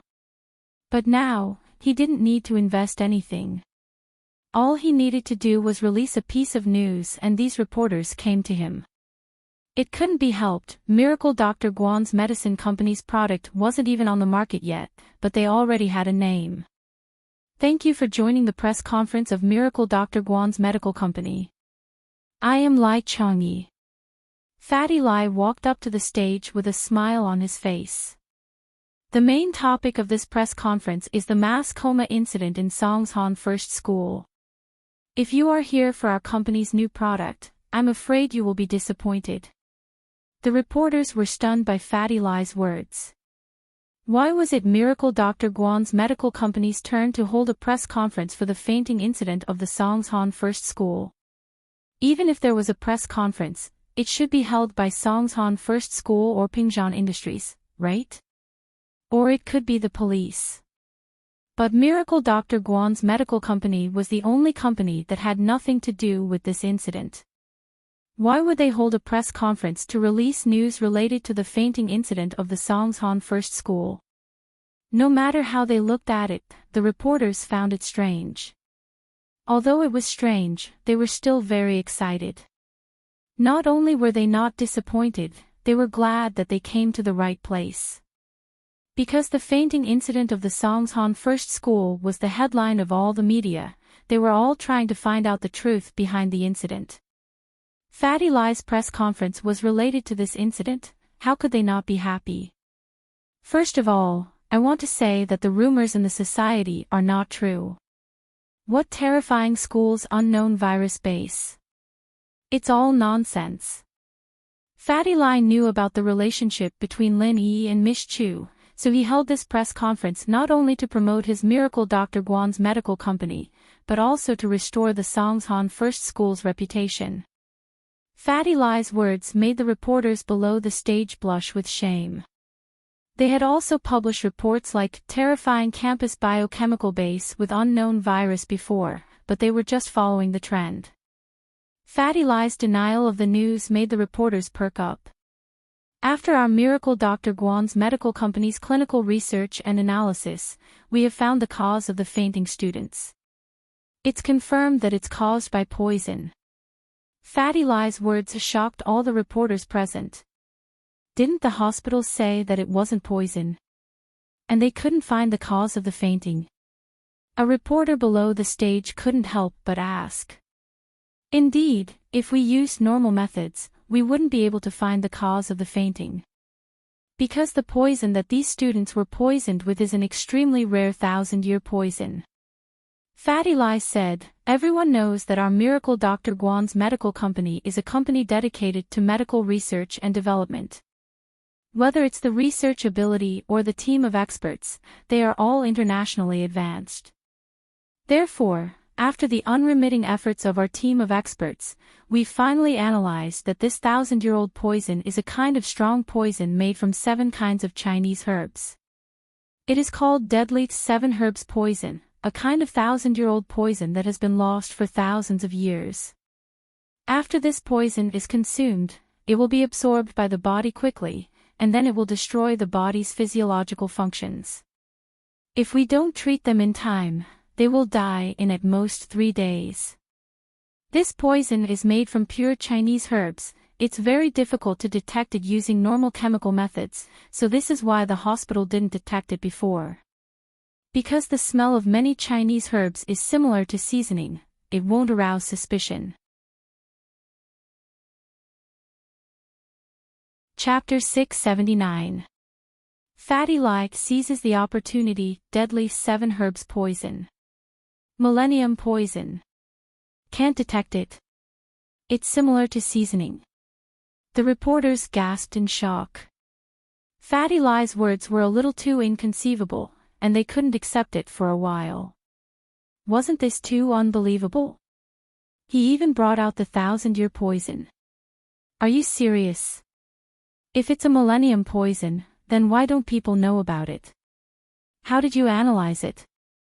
A reporter began to ask questions. This reporter was in cahoots with Direwolf. He was Direwolf's underling. The Direwolf was busy following up on the fainting incident, and this press conference was attended by his follower. I've said it before, this millennium poison is lost, which means that no one knows the recipe. Only the main ingredients are recorded in ancient books. Fatty Lie started blabbering again. We analyzed the 7 herbs and compared them to the main ingredients, and finally confirmed that it's the lost deadly 7 herbs poison. Oh. Then what are the 7 herbs? If it's lost, then why would someone poison it? The follower didn't want the public's opinion to change, so he started asking sharp questions. I'm sorry, but we can't provide the recipe. First, it involves the company's confidentiality, and second, if we announce the recipe, what if someone with bad intentions uses it? Fatty Lie smiled. But we've already submitted the recipe to the Songshan police. As for why someone would poison it after it's lost, that's for the police to investigate. We're just a medical company, and this isn't our business scope. Fatty Lie's words made the reporters below the stage burst into laughter, but the Direwolf follower was furious. He panicked. Don't tell me that you made up a poison just to get famous. Saying that it's a millennium poison is just an excuse for Songshan's first school, and also for your own fame. Can you cure this millennium poison? If you can't cure it, then what's the point of making the recipe? Who knows if it's real or fake? Although the words of Deadly Wolf's underling were impolite, he also asked the question in the minds of many reporters present. In fact, they also had doubts about the authenticity of this deadly 7 herbs poison. After all, this matter was somewhat unbelievable. It was beyond the normal acceptable range. The 1,000-year-old poison was a bit too far away from real life. Therefore, although the question of crippled Wolf's underling was a bit impolite, it did represent the thoughts of some people. Since it's a millennium poison, and the recipe has been lost, how could there be an antidote? Fatty Lie smiled, pausing on purpose. If that's the case, then you admit that you're using this opportunity to create hype. The follower's eyes lit up as he continued. I didn't say that. I'm just saying that since there's no poison recipe in the ancient books, naturally, there's no antidote recipe. Fatty Lie made a calming expression and continued, but, although we don't have the antidote formula right now, the experts of Miracle Dr. Guan's medical company have worked tirelessly, and after many experiments, we've finally created an antidote to the deadly 7 herbs poison. Right now, the factory is working overtime to create the antidote. We'll be able to mass produce it tomorrow morning and use it on the fainted students. Even the follower and all the reporters were in an uproar. They really made an antidote. They weren't trying to create hype. The strange coma that even the hospital couldn't do anything about was diagnosed as a 1,000-year poison by Miracle Dr. Guan's medical company. Not only that, they even created an antidote for it. This Miracle Dr. Guan's medical company was, just as the rumors said, too magical. Of course, this antidote isn't our company's product. It's specially made for this poisoning incident, and we're not going to charge a single cent for it. Fatty Lie said, we're giving it to the unconscious students for free. This is also the social responsibility of every medical company. Earning money is secondary, saving lives is the first priority. Fatty Lie's words made the reporters on the scene respectful. This was really a kind medical company. If it was some other black-hearted company, not only would they not give it for free, but they would also raise the price. If they sold this batch of antidote to Pingshan Industries, they would be able to sell it for a sky-high price. Everyone knew that if this incident couldn't be resolved, the biggest impact would be on Pingshan Industries' first high school, and if Miracle Dr. Guan's medical company used this opportunity to raise the price of the antidote, it wouldn't be hard for them to get a huge profit. Next, I'll announce our new product, Miracle Dr. Guan's Injury Medicine's effects and release date. After the poisoning incident, Fatty Lai naturally took the opportunity to promote his company's product. The reporters listened carefully to Fatty Lai's introduction, and they were prepared to report this incident when they got back. After the press conference of Miracle Dr. Guan's medical company, the situation changed drastically. The previous direction of public opinion began to change. While the media was ready to condemn the culprit, they were also full of sympathy for the first high school, and at the same time, they gave high praise to Miracle Dr. Guan's medical company. Even Ken Lang couldn't do anything about it. Although he accepted Seely's money, he couldn't go against the current, could he? Now that the truth was out, and everyone was condemning the culprit and praising Miracle Dr. Guan's medical company, Ken Lang couldn't continue to attack the first high school, could he? Even the chief editor of the newspaper asked him to draft an article to refute the previous article, denounce the culprit, and praise Miracle Dr. Guan's medical company. After all, he couldn't possibly go against the mainstream media, could he? Ken Lang had no choice but to call Tsihua. Tsihua bro, it's me, Ken Lang. Tsihua bro, I'm Crippled Wolf. Ken Lang said with a guilty conscience, I tried my best to smear the name of Songshan First School on Pingzhan Industries, but I couldn't do anything about it. That Miracle Dr. Guan's medical company is too powerful. They actually found out the reason why the students were in a coma. They said that they were poisoned by some deadly 7 herbs poison and even made the antidote. I can't lie through my teeth anymore. What? Tsihua was shocked after hearing the words. What did you say? Did Miracle Dr. Guan's medical company find out why the students were unconscious? You even concocted an antidote? Chapter 680. Recovering, here's the money. Tsihua didn't have the time to waste with Direwolf. He slammed his phone to the side and rushed to find Master Bing. He had to tell Master Bing this news as soon as possible. The news had spread in the media world, but normal people didn't know about it yet. Because the media needed time to write and publish the news, they were only in the preparation stage and hadn't released the news yet. The TV stations were also working overtime to edit the news and get ready to broadcast it as soon as possible. Tsihua stumbled into Master Bing's room. Master Bing, it's bad, our plan failed. Master Bing was reading a novel written by Fishman 2, very pure, very flirtatious prequel, on his phone. It was a very enjoyable urban novel. He was imagining himself as the main character and was torturing the supporting characters when he was interrupted by Tsihua. He was annoyed. What are you screaming for? What plan failed?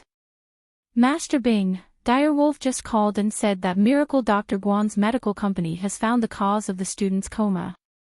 It's poisoning, and they've even found the poison. It's deadly 7 herbs poison, and they've made an antidote. Tsihua said in a panic. Impossible. Yao Wang spoke before Master Bing could say anything. Deadly 7 herbs poison is an ancient poison, and there's no antidote. Even I don't know what the antidote is. How could they have the antidote? I don't know either. Direwolf just gave me the news. Tsihua was just passing on Direwolf's message. Turn on the TV and see. If it's true, there'll be news on the TV. Master Bing frowned. He had heard of Miracle Dr. Guan's medical company before. It was a newly established company that was in the limelight at House Yu's auction. Could they have made an antidote? Otherwise, how would they know the poison was called deadly 7 herbs poison? Tsihua heard Master Bing's words and quickly turned on the TV. It was broadcasting the news of Miracle Dr. Guan's medical company's press conference. Everyone in the room was stunned when they saw Fatty Lai on the stage talking leisurely. Master Bing gritted his teeth in anger. He was overjoyed when he heard that Meng Yao was poisoned as well, but in the blink of an eye, the Miracle Dr. Guan's medicine company solved the problem and even created the antidote. Impossible, impossible. The Yao Wang's eyes widened. With a look of disbelief on his face, he said, This is a 1,000-year-old poison. There's no antidote for it. Even if they know about this poison, it's impossible for them to concoct an antidote in such a short period of time. Not even that person. The person the Medicine King was talking about was someone who had completely defeated him. He was his nightmare, but even that person couldn't create an antidote in such a short period of time. This was absolutely impossible. However, the truth was right in front of him. Yao Wang had no choice but to believe it. After all, the TV news wouldn't simply report it. If the miracle Dr. Guan's medical company didn't create an antidote and instead said that they did, it would be a huge blow to the company once this matter was exposed. This was fatal to a newly established company. Master Bing heard Yao Wang keep saying that it was impossible and he was annoyed. He frowned and said, "All right, since it doesn't work this time, we'll think of another way." Master Bing didn't expect Yao Wang to be so weak despite looking so powerful. He couldn't take a blow like this. His Qibing skyscraper had collapsed, but he didn't give up. He was still thinking of ways to deal with Lin Yi. Of course, Master Bing thought this way because he didn't understand the power of the deadly 7 herbs poison. Only Yao Wang himself knew how terrifying and powerful the deadly 7 herbs poison was. He thought that this poison would work because even he didn't have an antidote for this poison, let alone those normal hospitals. He didn't think that the miracle Dr. Guan's medical company could create an antidote for the deadly 7 herbs poison. He didn't believe it, but the truth forced him to believe it. After all, the other party did find out why the students were in a coma and pointed out the name of the deadly 7 herbs poison. In other words, the other party had a certain level of understanding towards this poison. The antidote was also real. Otherwise, no company would risk their future. The antidote had nothing to do with Miracle Dr. Guan's medical company. If they couldn't do it, why would they take this job? It seemed like the other party's medical skills weren't weak. Miracle Dr. Guan Shueming. In the past, Yao Wang didn't put Guan Shueming in his eyes at all. Although he was called Miracle Doctor by the 4 big and 5 small houses, the hidden houses all had their own doctors. Yao Wang was one of House Xiao's doctors. But now, Yao Wang had to take Guan Shueming seriously. It seemed like he really had some skills. "Guan Shueming, I'll remember you. I'll compete with you." When the news was broadcasted, Gao Xiaofu also knew about it. He was also dismissed from school and went home. After returning home, Gao Xiaofu was scared and excited at the same time. It was the excitement of doing something bad. It was the first time he did something so bad. He poisoned others. When he saw the ambulance send the 28 students out of the school and the hospital give them a notice of critical condition, he felt an indescribable sense of joy. But after that, he was deeply worried. After all, those were 28 lives. If they died just like that, he would be the murderer. Before, the hospital couldn't find any reason. Gao Xiaofu let out a sigh of relief. Although he was the one who poisoned the students, there was no evidence. Even the hospital couldn't give an answer. He was afraid that the case would be left unsettled. But not long after, there was a company called Miracle Dr. Guan's medical company that held a press conference. Not only did they find out the reason why the students were in a coma, but they also gave the prescription of the deadly 7 herbs poison to the police. This meant that the police would start their investigation soon, and if they found out about the food in the cafeteria, they would easily suspect Pingliang himself. Gao Xiaofu was really anxious now. He quickly picked up his phone and dialed Zhong Pingliang's number. He had to discuss a plan with Zhong Pingliang. They couldn't wait for the police to come to their door, could they? Zhong Pingliang just had a kidney transplant. He was lying in the hospital happily, enjoying the sunlight outside the window. He felt that life was beautiful. Having a kidney was good. He felt that he had regained his confidence as a man. Tsihua told Fabai what Pinliang needed to say, and Fabai calmed down after listening to Tsihua. With the prescription of the deadly 7 herbs poison provided by Miracle Dr. Guan Medical Company, the police quickly found the content of the 7 herbs in the food. The person who poisoned the food was very smart. He only used one type of herb in each dish, and the herbs alone were not poisonous. In fact, when a few herbs were mixed together, they could even strengthen yang and nourish the kidneys. However, when these 7 herbs were mixed together, they could produce a deadly poison. This was also the reason why only a small number of students were poisoned. After all, there were very few students who ordered all 7 dishes and ate all of them. The rest of the students who only ate a few of the herbs would not be poisoned. After finding the source of the poison, the police sent people to the school cafeteria to investigate. Without any suspense, the suspects were Zhong Pinliang and Gao Xiaofu, who came to the cafeteria earlier in the afternoon. According to the cafeteria's chef, only Zhong Pinliang and Gao Xiaofu touched the food in the kitchen alone. Other than them, no one else touched the food. After eliminating the possibility of the chef's motive, the police locked their targets on Zhong Pinliang and Gao Xiaofu. Zhong Pinliang didn't expect the police to react so quickly. Gao Xiaofu hadn't hung up for long and the police already came to his door. "Hello, I'm the captain of Songshan's criminal investigation team, Lu Wangli. This is my ID." Lu Wangli arrived quickly and the person who received him was Zhong Pinliang's father, Zhong Fabai. "Hello, Officer Lu, you're finally here." "That's great." Zhong Fabai quickly shook Lu Wangli's hand enthusiastically. Lu Wangli was stunned. He didn't understand why Zhong Fabai was so enthusiastic. He was here to arrest his son, okay?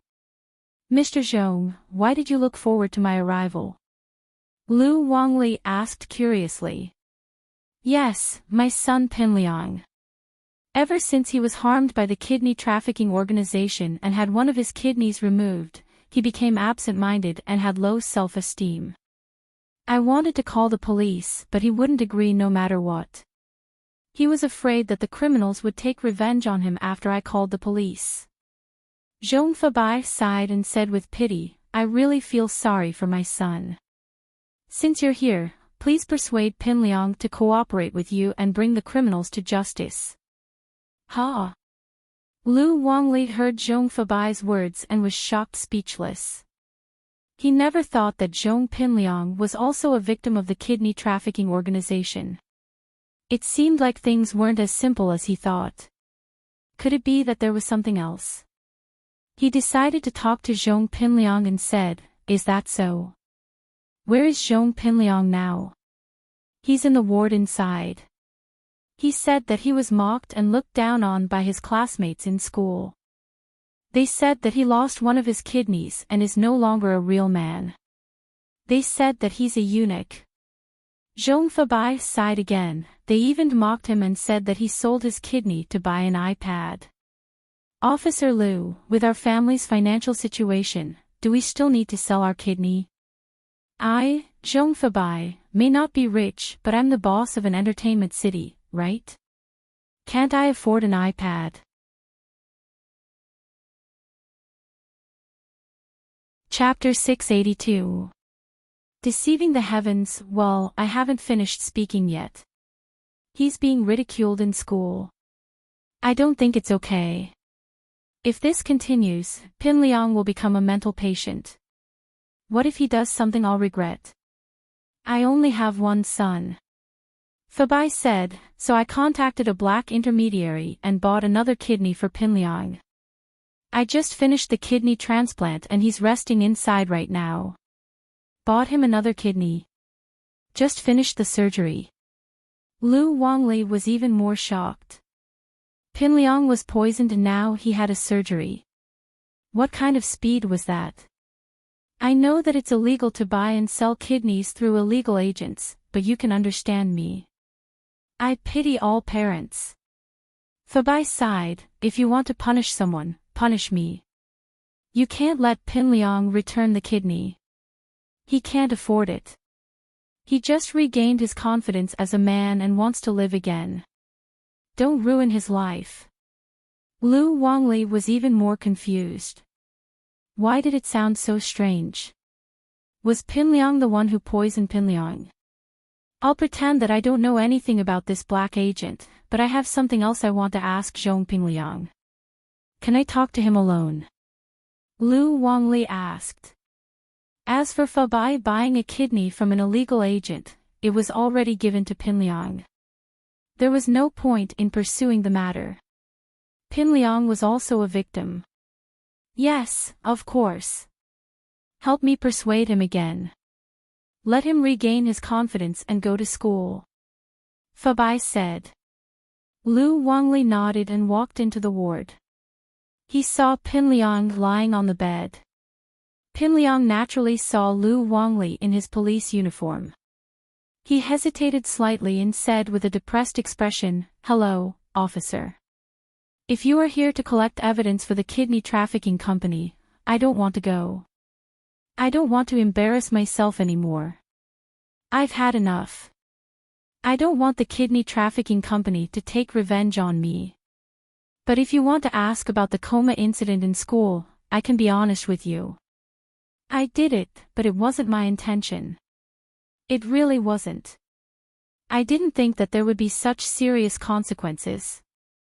Lu Wangli was stunned by Pinliang's straightforwardness. He didn't think that Pinliang would be so honest the moment he stepped into the room. From the looks of it, he must have suffered a huge psychological burden before. That's why he confessed the problems so frankly after I came. Lu Wangli didn't use any of his psychological tactics, but the more he thought about it, the more Lu Wangli felt that there was more to this than met the eye. Out of sympathy for Pinliang, the victim, Lu Wangli didn't want a high school student to become a prisoner. Perhaps there was something going on. According to him, this wasn't his original intention. What could it be? Zhong Pinliang, I don't know what your intentions were, but now that you've admitted that you poisoned the cafeteria, do you know the consequences you'll have to bear? Intentional murder is not a small crime. Lu Wangli said with a serious expression. I didn't know it was poison. I really didn't know. I didn't want this to happen. I'm sorry. Pinliang clutched at his hair painfully. You didn't know it was poison. Then why don't you tell me what happened? Lu Wangli frowned and asked. But if I tell you, you'll arrest my relative. I didn't know he gave me poison. Pinliang looked like he was in a difficult position, but in fact, he said all the important clues. Lu Wangli's eyes lit up. There was more to this. That meant that Pinliang wasn't the mastermind, and according to the current situation, he was also a victim. So, Lu Wangli said, Zhong Pinliang, you have to tell the truth now. Otherwise, you'll be taking the blame for someone else, you know. If this matter really has nothing to do with you, considering that it's your first offense and that you're a patient now, you can atone for your crimes with good deeds. You can be given a lighter punishment or even be exempted from punishment. Sigh. Pinliang sighed and hesitated for a while. If you don't punish me, will you punish my relative? Will he be sentenced to death? If it really has nothing to do with you, your responsibility can be lightened or even exempted. But if your relative is the mastermind, then his crime will be heavy. As for whether he will be sentenced to death or not, it depends on his attitude of admitting his mistake and his motive. Of course, it still depends on the court's decision. Lu Wangli said. Alright, you can find out even if I don't tell you. Pinliang nodded and began to explain, actually, this is what happened. I have to start from when my kidney was cut off. After my kidney was cut off, my classmates all laughed at me and looked at me weirdly. Some of them even said that I'm not a complete man anymore, that I'm a eunuch. Some even mocked me and said that I sold my kidney to buy an iPad. This made me lose all my face. I hate them. These people are too evil. They don't understand the pain in my heart. They don't know how inferior I feel. I hate them. And then Lu Wangli nodded. He started to sympathize with Zhong Pingliang. He had already lost a kidney, and he was still being laughed at. No one would be able to take it. A while ago, I even paid for everyone to go to the beach, and what did they do to me? They mocked me and I hate them. I want to take revenge. Pingliang couldn't hold back the anger in his eyes. Continue. How do you want to take revenge on them? Lu Wangli thought. Was this Pingliang's motive for poisoning his kidney? I didn't know how to take revenge on them. At that time, a relative of mine came to visit me. I told him my idea. He said that he would help me come up with an idea. He said that he would take care of it all. So he helped me come up with a plan to trick them. He asked me to put laxatives in the food in the cafeteria. That way, when they go to the toilet during class, the school's toilets will be full and they will shit their pants. That way, they will lose all their face. They will know how painful it is to be mocked. I can laugh at them as much as I want. Laxatives. Lu Wangli frowned. If Pingliang only put laxatives in the food, it wouldn't be considered a crime. As long as there weren't any serious consequences, it was just a prank. Chapter 683. Surrendering. I just wanted to teach them a lesson. I didn't want to send them to the hospital. The relative who gave me the idea was in the medical business, so I asked him to buy some laxatives for me. The laxatives he bought for you are the poison you put in the cafeteria. Lu Wangli nodded and continued asking. Yes, but he didn't say it was a poison, just a laxative. Pingliang said. He said that the laxative was made up of 7 herbs, and the side effects were minimal, but it'd be a huge problem if everyone in the school got diarrhea. He said that only a few of the 7 herbs would cause diarrhea, and the effects would be different depending on the type of herb taken. That way, no one would suspect anything. Pingliang said. That's right, Pingliang. Lu Wangli nodded. If what Zhong Pingliang said was true, then he might have been used by his relative. After all, the idea and the laxatives were all provided by his relative. Zhong Pingliang was just a person who was tricked into carrying out the plan. From the fact that the relative gave Zhong Pingliang 7 herbs, it could be seen that the relative definitely didn't mistake the other herbs for laxatives. This kind of concoction was done deliberately and meticulously. And this Zhong Pingliang was really dumb. He just did what someone told him to do and he took it seriously.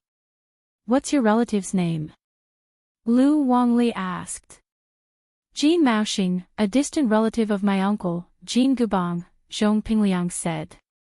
Lu Wangli nodded. Just as he was about to say something, the phone rang. Lu Wangli took it out and saw that it was a call from the team, so he quickly picked up the phone. I'm Lu Wangli, please speak. Captain Lu, a person called Jin Maoxing came to the police station to surrender. He said that he was the mastermind of the Songshan cafeteria poisoning case. The call was from one of Lu Wangli's subordinates. Oh. Okay, I'll go right now. Lu Wangli thought to himself that this was really a coincidence. He had just gotten the name of the criminal suspect, and the other party had already surrendered. But this way, Lu Wangli didn't doubt Zhong Pingliang's words anymore. After hanging up, Lu Wangli turned to Zhong Pingliang. Zhong Pingliang, although you're a victim in this case, you're still responsible for it. Please don't leave Songshan for now until the case is over. All right. Pingliang nodded. I'll be staying in the hospital for a while, I won't wander around, you don't have to be afraid now. The kidney trafficking organization has been wiped out by the police, so you don't have to feel any psychological burden. Lu Wangli said, we hope that you can be a witness for the police. When the time comes, we can accuse the kidney trafficking organization. Ah. The kidney trafficking organization has been wiped out. Pinliang was shocked. He'd just gotten a kidney transplant at noon. How did he get wiped out so quickly? Wasn't this speed a little too fast? Yes, the kidney trafficking organization's headquarters has been uprooted. Of course, if you're worried that the kidney trafficking organization will take revenge on you, we can send some police to protect you while you're in the hospital. Lu Wangli said. Pinliang said that he didn't want to testify because he was afraid of losing face and revenge. It was all bullsh*t to confuse Lu Wangli. But now that he heard that the kidney trafficking organization had been wiped out, Pinliang was tempted. Did Jiang Wen get arrested? Pinliang still hated Jiang Wen. After all, he was the culprit who cut off his kidney. As for Lin Yi, Pinliang didn't hate him anymore. He'd already given Lin Yi's kidney to himself. Why would he hate Lin Yi? He should pity him instead. A great master in the Lin family had lost a kidney. It would be a joke if people heard about it. He heard from Heibao Bro that Lin Yi was also a golden class master. If he got a golden class master's kidney, would he have the strength of a golden class master? He didn't need all of it, just half would be enough. Pinliang fantasized about a wonderful life where he could dominate the world, planning to test out his strength after he recovered from his illness. So, when he heard that the kidney trafficking organization had been wiped out, Pinliang was actually very happy after the shock. He couldn't do anything to Jiang Wen, but the police could. Now that he had a kidney, he didn't need anything from Jiang Wen anymore. If it was destroyed, then so be it, is that so? If I'm a witness, then wouldn't I be able to atone for my crime? Pinliang pretended to be hesitant as he asked. Of course. After all, we need to consider your final punishment, Lu Wangli said. All right, I'll testify. Pinliang nodded, but you have to protect me. I don't want the kidney trafficking organization to take revenge on me, don't worry about that. We will definitely consider the witnesses' safety. Lu Wangli nodded. Pinliang was feeling great. Not only was he fine after poisoning the kidney, he even had the police to protect him. He was too awesome. If Lin Yi saw this, Lin Yi would probably die from anger. Waha!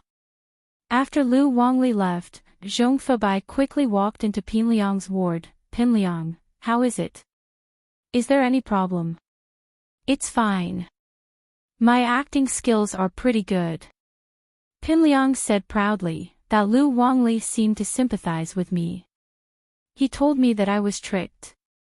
Now that I'm atoning for my crime, there shouldn't be any problem. That's good. Febai nodded. Everything has been arranged for your Uncle Jean Gubang's relative. Master Bing gave his family 3 million as a settlement allowance. His wife died early, and he had 2 sons. He was worried that he wouldn't have enough money to arrange a wedding for them. Now that he has everything, he's overjoyed. He said that it was worth it even if he died. Right, Dad, I heard from Lu Wangli that the police wiped out the kidney trafficking organization. Pinliang lowered his voice. Say, I just got a kidney transplant this afternoon. Why did the police wipe them out so quickly? Did they wipe out Jiang Wen's headquarters? No way. So fast. That Jiang Wen is really unlucky. Febai said with an indescribable joy in his heart. His son's kidney was removed. It wasn't as simple as returning one back. Now that his headquarters was wiped out, it was his punishment. But God bless House Zhong. They were wiped out right after you got a kidney transplant. You're really lucky. Chapter 684. Motive, that's true. Febai thought about it carefully and it was true. It seemed like House Zhong was going to prosper. Thus, the father and son laughed happily in the ward. After laughing for a while, Zhong Pingliang felt that something was wrong and quickly said, "Dad, don't laugh. Lu Wangli said that he would send police to protect me. Don't let them see anything wrong." Fabai's smile stopped abruptly. He almost choked to death. After a while, he said, "Why didn't you say so earlier?" Jean Maoxing had rehearsed many times, so when he arrived at the police station, he was familiar with the process and directly confessed the problem. As for why he surrendered, it was because he watched the TV and couldn't take the pressure anymore. His motive was actually very simple. It was a spur-of-the-moment idea. After listening to Zhong Pingliang's confession, he came up with this revenge plan on the spur of the moment. And the reason why he wanted revenge was because of something that happened a year ago. A year ago, Jean Maoxing's family was very poor. He raised 2 children alone. The money he earned from selling herbs was not enough at all. His daily expenses were enough, but he still had to find wives for his 2 sons, right? Without a house and a car, who would follow you? So, Jean Maoxing's mind became active. He wanted to do something himself, so he found his distant relative, Jean Gubang, and asked him to think of a way to help him. He contracted the cafeteria of Yi High School, which solved the urgent problem. The cafeteria was a money-making job. If it was done well, it wouldn't be a problem to make a few $100,000 a year. Jean Maoxing thought that contracting a cafeteria shouldn't be difficult for Jean Gubang, the second largest shareholder of Pingzhan Industries. In fact, Jean Gubang didn't think it was difficult. Although he was a distant relative, they were still relatives with the same surname. If he could help, he would. It didn't take much effort. It was just a matter of moving his lips. However, he didn't expect that when Jean Gubang raised the suggestion at the board meeting, it was rejected by Pingzhan. The reason was very simple. The cafeteria of Yi High School had to be self-operated. This way, the freshness of the ingredients could be guaranteed, and it could also generate a lot of income for the school. Why not? Gubang was humiliated, and he hated Pingzhan to the core. However, he had always been planning to replace Pingzhan, so he didn't show it, only telling Jean Maoxing what Pingzhan had said. Jean Maoxing failed to contract the cafeteria, and he hated Pingzhan to the core. It wasn't like Pingzhan didn't want to pay the contract fee. They were self-employed, and they wouldn't earn much more than Pingzhan, so why couldn't he contract it? It wasn't like he had nothing to do with it. However, because Jean Gubang was still a shareholder of the group, although Jean Maoxing was unhappy, he did not do anything else. In the blink of an eye, a year had passed. Zhong Pingliang's confession reminded Jean Maoxing of the hatred from a year ago. Now that Jean Gubang was no longer the chairman of the group, whatever Jean Maoxing did wouldn't affect Jean Gubang anymore. Originally, he was angry because he failed to contract the cafeteria, so Jean Maoxing also set his sights on the school cafeteria. "Aren't you self-employed? Then I'll let something happen to you. Let's see what the consequences of self-employment are." Of course, when Jean Maoxing did this, he also considered the consequences. However, he remembered that the poison he used was learned from an old traditional Chinese medicine doctor when he was traveling in Jianghu to collect medicine. It was an ancient prescription that had been lost, and the concoction was complicated. It required 7 herbs to be present at the same time for the poison to be poisoned. The hospital and the police shouldn't be able to find such a special poison, so in the end, he could only let it go. However, he didn't expect that miracle Dr. Guan's medical company actually found it, and they even gave the poison formula to the police. This made Jean Maoxing unable to sit still. He couldn't withstand the pressure, so he came to the police station to surrender. What Jean Maoxing said was reasonable, and the reason for the crime was sufficient.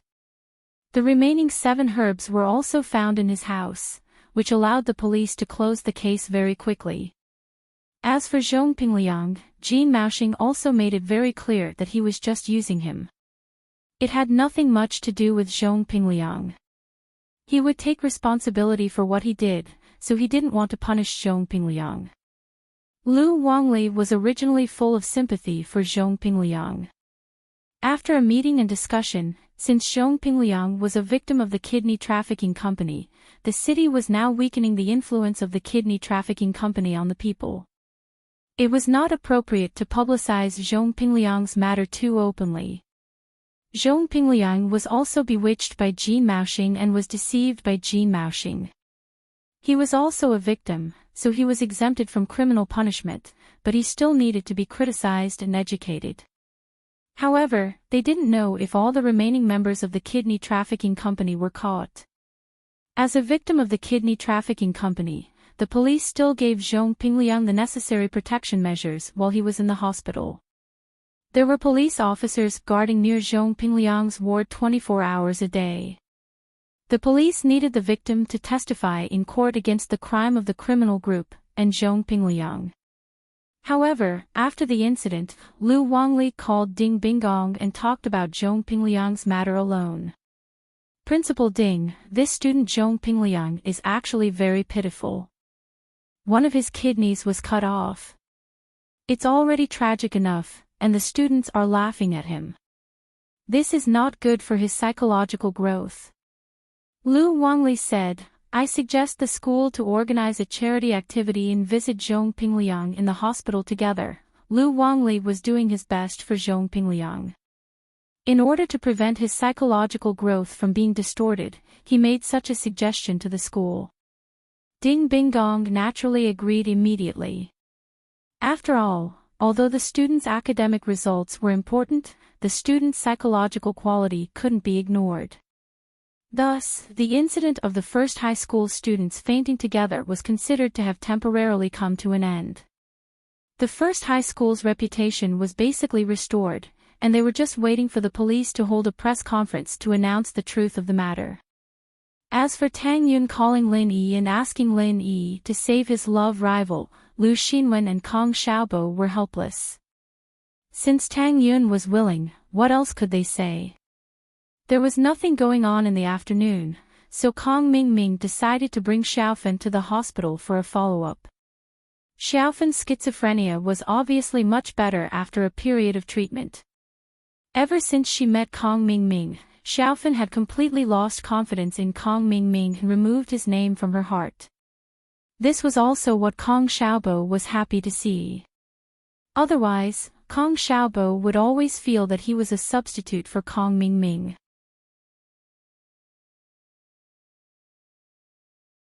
Chapter 685. Translator, Exodus Tales Editor, Exodus Tales. However, the doctors in the hospital had made it clear that Xiaofen's schizophrenia was mainly caused by her mental illness. She could only be cured by undoing the knot in her heart.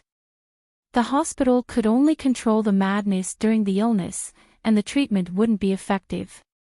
Kong Xiaobo's appearance gave Xiaofen's parents hope, but they were still worried. Although Kong Xiaobo liked their daughter, would Kong Xiaobo's parents be able to accept their daughter? Of course, everything would be fine if their daughter wasn't in trouble. Although their family wasn't rich, their daughter was beautiful. Kong Xiaobo's family wasn't rich either, so they could be considered a perfect match for each other. But now, not only did their daughter become a broken flower, she even had problems with her legs. Her mental health was better, but she still had a history of mental illness. Although this kind of mental illness formed from emotional trauma wouldn't be inherited, Kong Xiaobo's family might not think so. What if they objected? So, Xiaofen's family was worried, but there was nothing they could do. They could only hope that Kong Xiaobo could deal with it. However, Xiaofen's parents never expected that Kong Xiaobo would bring Xiaofen to Dr. Kang's birthday banquet. Not only did she meet Kong Mingming, but she also met Kong Xiaobo's parents. This put Xiaofen's parents in a perturbed mood. They were afraid that Kong Xiaobo's parents would come looking for them. They were afraid that Kong Xiaobo's parents would separate the two children. But after waiting for a few days, Kong Xiaobo's parents didn't come looking for them. On the contrary, Kong Xiaobo was still the same as before, visiting Xiaofan frequently. This made Xiaofan's parents feel relieved, and at the same time, they were deeply grateful to Kong Xiaobo's parents. However, after asking his daughter about it, he realized that things were not as they had imagined. Kong Xiaobo's parents objected to them being together at first, but because of Lin Yi's help, Kong Xiaobo's parents finally agreed. There was no other reason. Lin Yi gave Kong Xiaobo a chance to stand out. It also gave Kong Xiaobo the confidence and capital to speak in front of his parents. After all, it could be said that Kong Xiaobo had already grown up and could take charge of things on his own. He would handle matters of the heart well. Xiaofan's parents were happy to see Kong Xiaobo, Tang Yun, and Lu Xinwen. However, they were curious. Don't you have school today? Why are you here so early? It's a school holiday, so I'm thinking of bringing Xiaofan to the hospital for a checkup. Kong Xiaobo smiled as he greeted Xiaofan's parents. And I wanted to go to the hospital to see Uncle Tang too. I wanted to go for a long time, but my legs aren't convenient. My parents were worried about me, so I went by myself. Xiaofan heard Kong Xiaobo's suggestion and said happily. Xiaofan and Tang Yun were good friends since young. She often went to Tang Yun's house to eat, so she was familiar with Tang Yun's parents. Since Tang Juqing was hospitalized, she naturally had to visit. Yeah, we also want to see old Tang, but we don't know when Qibing Real Estate will come to demolish the house. We don't dare to leave, afraid that the bulldozers will come and destroy the house. Xiaofan's parents sighed. These people are too wicked, there's nothing we can do. Ah. It can't be, right? They dare to do that. Kong Xiaobo was shocked. What's wrong with that? They even dare to demolish Tang Yun's house when there's someone in it, let alone those without. Xiaofan's father said angrily, Old Nyo's house in the front yard was demolished by a bulldozer just because he went out. Now, he has no place to go and his family doesn't even know where to live. They really dare to do that. Kong Xiaobo clenched his fist in anger, but he knew that he wasn't capable enough to change anything, if only boss was willing to do something about it. Wasn't it unbelievable that Lin Yi dared to push down Zhao Qibing's skyscraper and cripple Zhao Qibing without any repercussions? Wasn't it unbelievable? What he didn't understand was why Zhao Qibing didn't take revenge. Bullying the weak and fearing the strong. In fact, what Kong Xiaobo didn't know was why Zhao Qibing didn't take revenge. He did take revenge on Pengzhan, but he didn't expect Lin Yi to resolve it. Forget it, we're just commoners. Those people are more powerful than the mafia, we don't dare to go against them. Xiaofan's father shook his head. How can Lin Yi take care of everything? Don't give him any more trouble. It wasn't that Xiaofan's parents didn't want Lin Yi to talk to Zhao Qibing and ask for more compensation, but why would Lin Yi help them? Lin Yi probably didn't care about the compensation. From the way he dealt with Zhao Qibing, it could be seen that he didn't lack money, he just wanted to vent his anger. Kong Xiaobo didn't dare to simply agree. He could only wait until he saw Lin Yi and talk to him. Although he didn't need Lin Yi to take care of everything, he still wanted to help Xiaofan's family. After all, she was his girlfriend, wasn't she? Kong Xiaobo brought Xiaofan, Tang Yun, and Lu Xinwen out of the slums. They stopped a taxi and the four of them rushed to the hospital. Kong Xiaoming was shivering in the ice hockey rink. He didn't care about the people looking at him as if he was an idiot. Finally, he felt that he couldn't take it anymore. His body was hot and cold at the same time. Tears and snot flowed down his face. He almost fainted. He turned to Zhu Xiaozhang and asked, Xiaozhang, can you check if I have a fever? Zhu Xiaozhang quickly touched Kong Xiaoming's forehead and jumped in fright. Master Ming, your head is so hot.